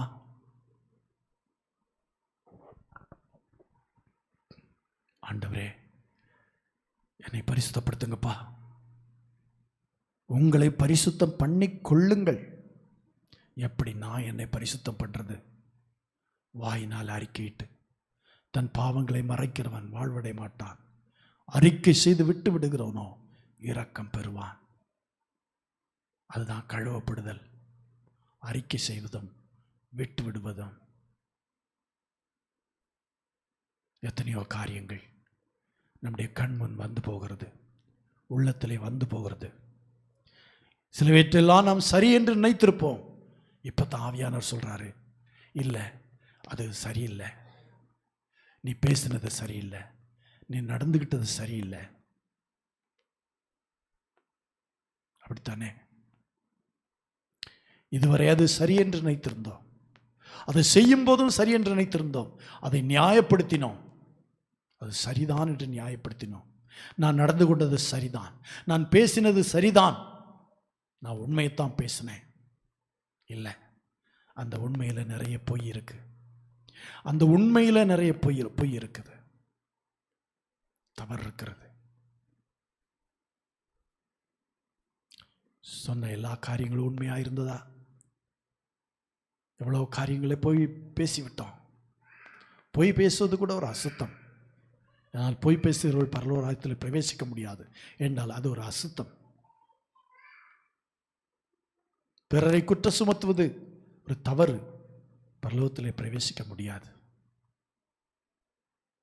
கைகளினால் கால்களினால் செல்லக்கூடாத இடங்களுக்கு சென்றது, செய்யக்கூடாத காரியங்களை செய்தது, இது கூட ஒரு தப்பா? இது கூட ஒரு தப்பா? தெரியல. ஆவியானவர் தப்புன்னு சொன்னா அதை அறிக்கைட்டுருங்க. ஆவியானவர் எதை சரின்னு சொல்றாரோ அதுதான் சரி. எது சரி எது தப்பு என்று சொல்லுவதற்கு உங்களுக்கும் உரிமை இல்லை, எனக்கும் உரிமை இல்லை. ஆவியானவருக்கு உரிமை இருக்கிறது. அவர் தான் எதை சரி என்று சொல்ல முடியும், எதை சரி தப்புன்னு சொல்ல முடியும். ஆவியானவர்கிட்ட கேளுங்க, எனக்கு அது புரியல, எனக்கு அது புரியல, நான் செய்தது தப்பா? ஆவியானவரே என்னை உணர்த்துங்க. அந்த சூழ்நிலைமையில நான் அப்படி நடந்து கொண்டேன், அது தப்பா சரியா? ஆவியானவரே என்னை உணர்த்துங்க, என்னை நான் பரிசுத்த பண்ணட்டும், என்னை நான் பரிசுத்த பண்ணட்டும், அறிக்கையிடட்டும், என்னை உணர்வுள்ளவனாக்கும். அசுத்தத்தை அசுத்தம் என்று உணராத உணர்வு, தப்பை தப்பை என்று உணராத உணர்வு என்னை உணர்வுள்ளவனாக்கும். Thank you Jesus. நன்றி கர்த்தாவே. ஒவ்வொன்றாக ஒவ்வொன்றாக எதையெல்லாம் ஆண்டவர் உணர்த்துகிறாரோ, ஆவியானவர் எதையெல்லாம் உணர்த்துகிறாரோ, சிந்தையெல்லாம் வேற எங்க இருக்க வேண்டாம். இதுதான் உங்களை நீங்கள் பரிசுத்தம் பண்ணிக்கொள்ளுகிற நேரம். நீங்களே உங்களை பரிசுத்தம் பண்ணிக்கொள்ளுகிறீர்கள். எப்படி என்றால், உங்களுடைய தவறுகளை நீங்கள் அறிக்கையிடும் போது நீங்கள் பரிசுத்தம் பண்ணுகிறீர்கள்.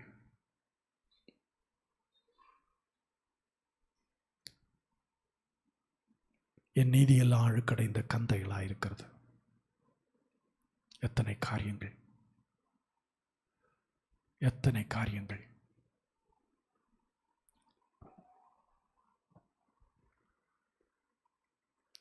பொதுவாக நம்முடைய பார்வையிலே நாம் சரியாகத்தான் இருப்போம். ஏன்னா நாம் சரி என்று நினைத்துக் கொண்டிருக்கிறோம். ஆனால் ஆவியானவருக்கு முன்பாக அந்த காரியத்தை வைக்கும்போது ஆவியானவர் சொல்வார், இல்லை இல்லை இல்லை, அது சரியில்லை, நீ செஞ்சது சரியில்லை, நீ பேசினது சரியில்லை, நீ நடந்து கொண்ட விதம் சரியில்லை.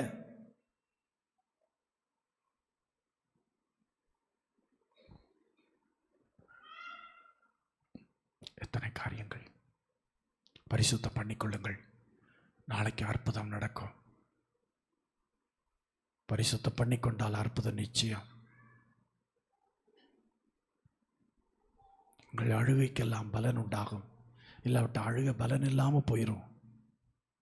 அழுகையோடு நிறுத்தி விட்டிருக்கிறீர்கள், அழுதீர்கள்.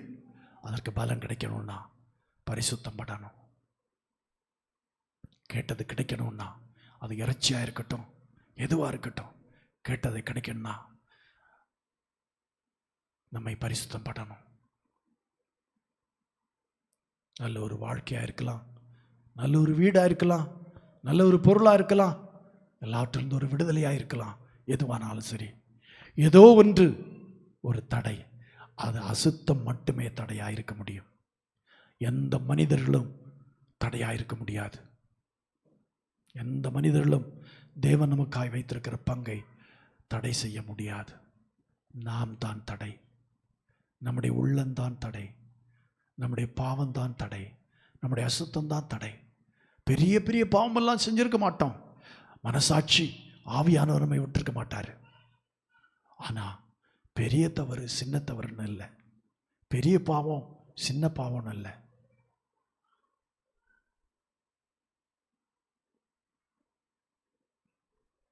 நம்மை கொஞ்சம் ஆராய்ந்து பார்ப்போம்.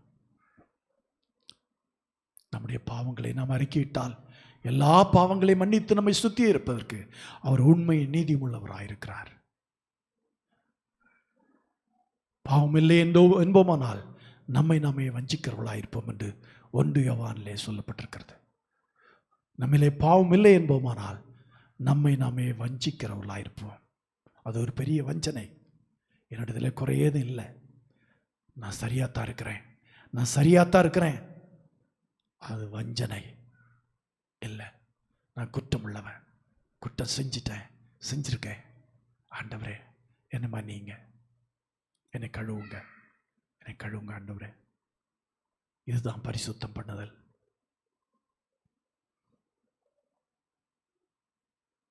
Thank you Jesus. எல்லாரும் ஆண்டவரை ஸ்தோத்திரிப்போமா? எல்லாரும் ஆண்டவரை ஸ்தோத்திரிப்போம்.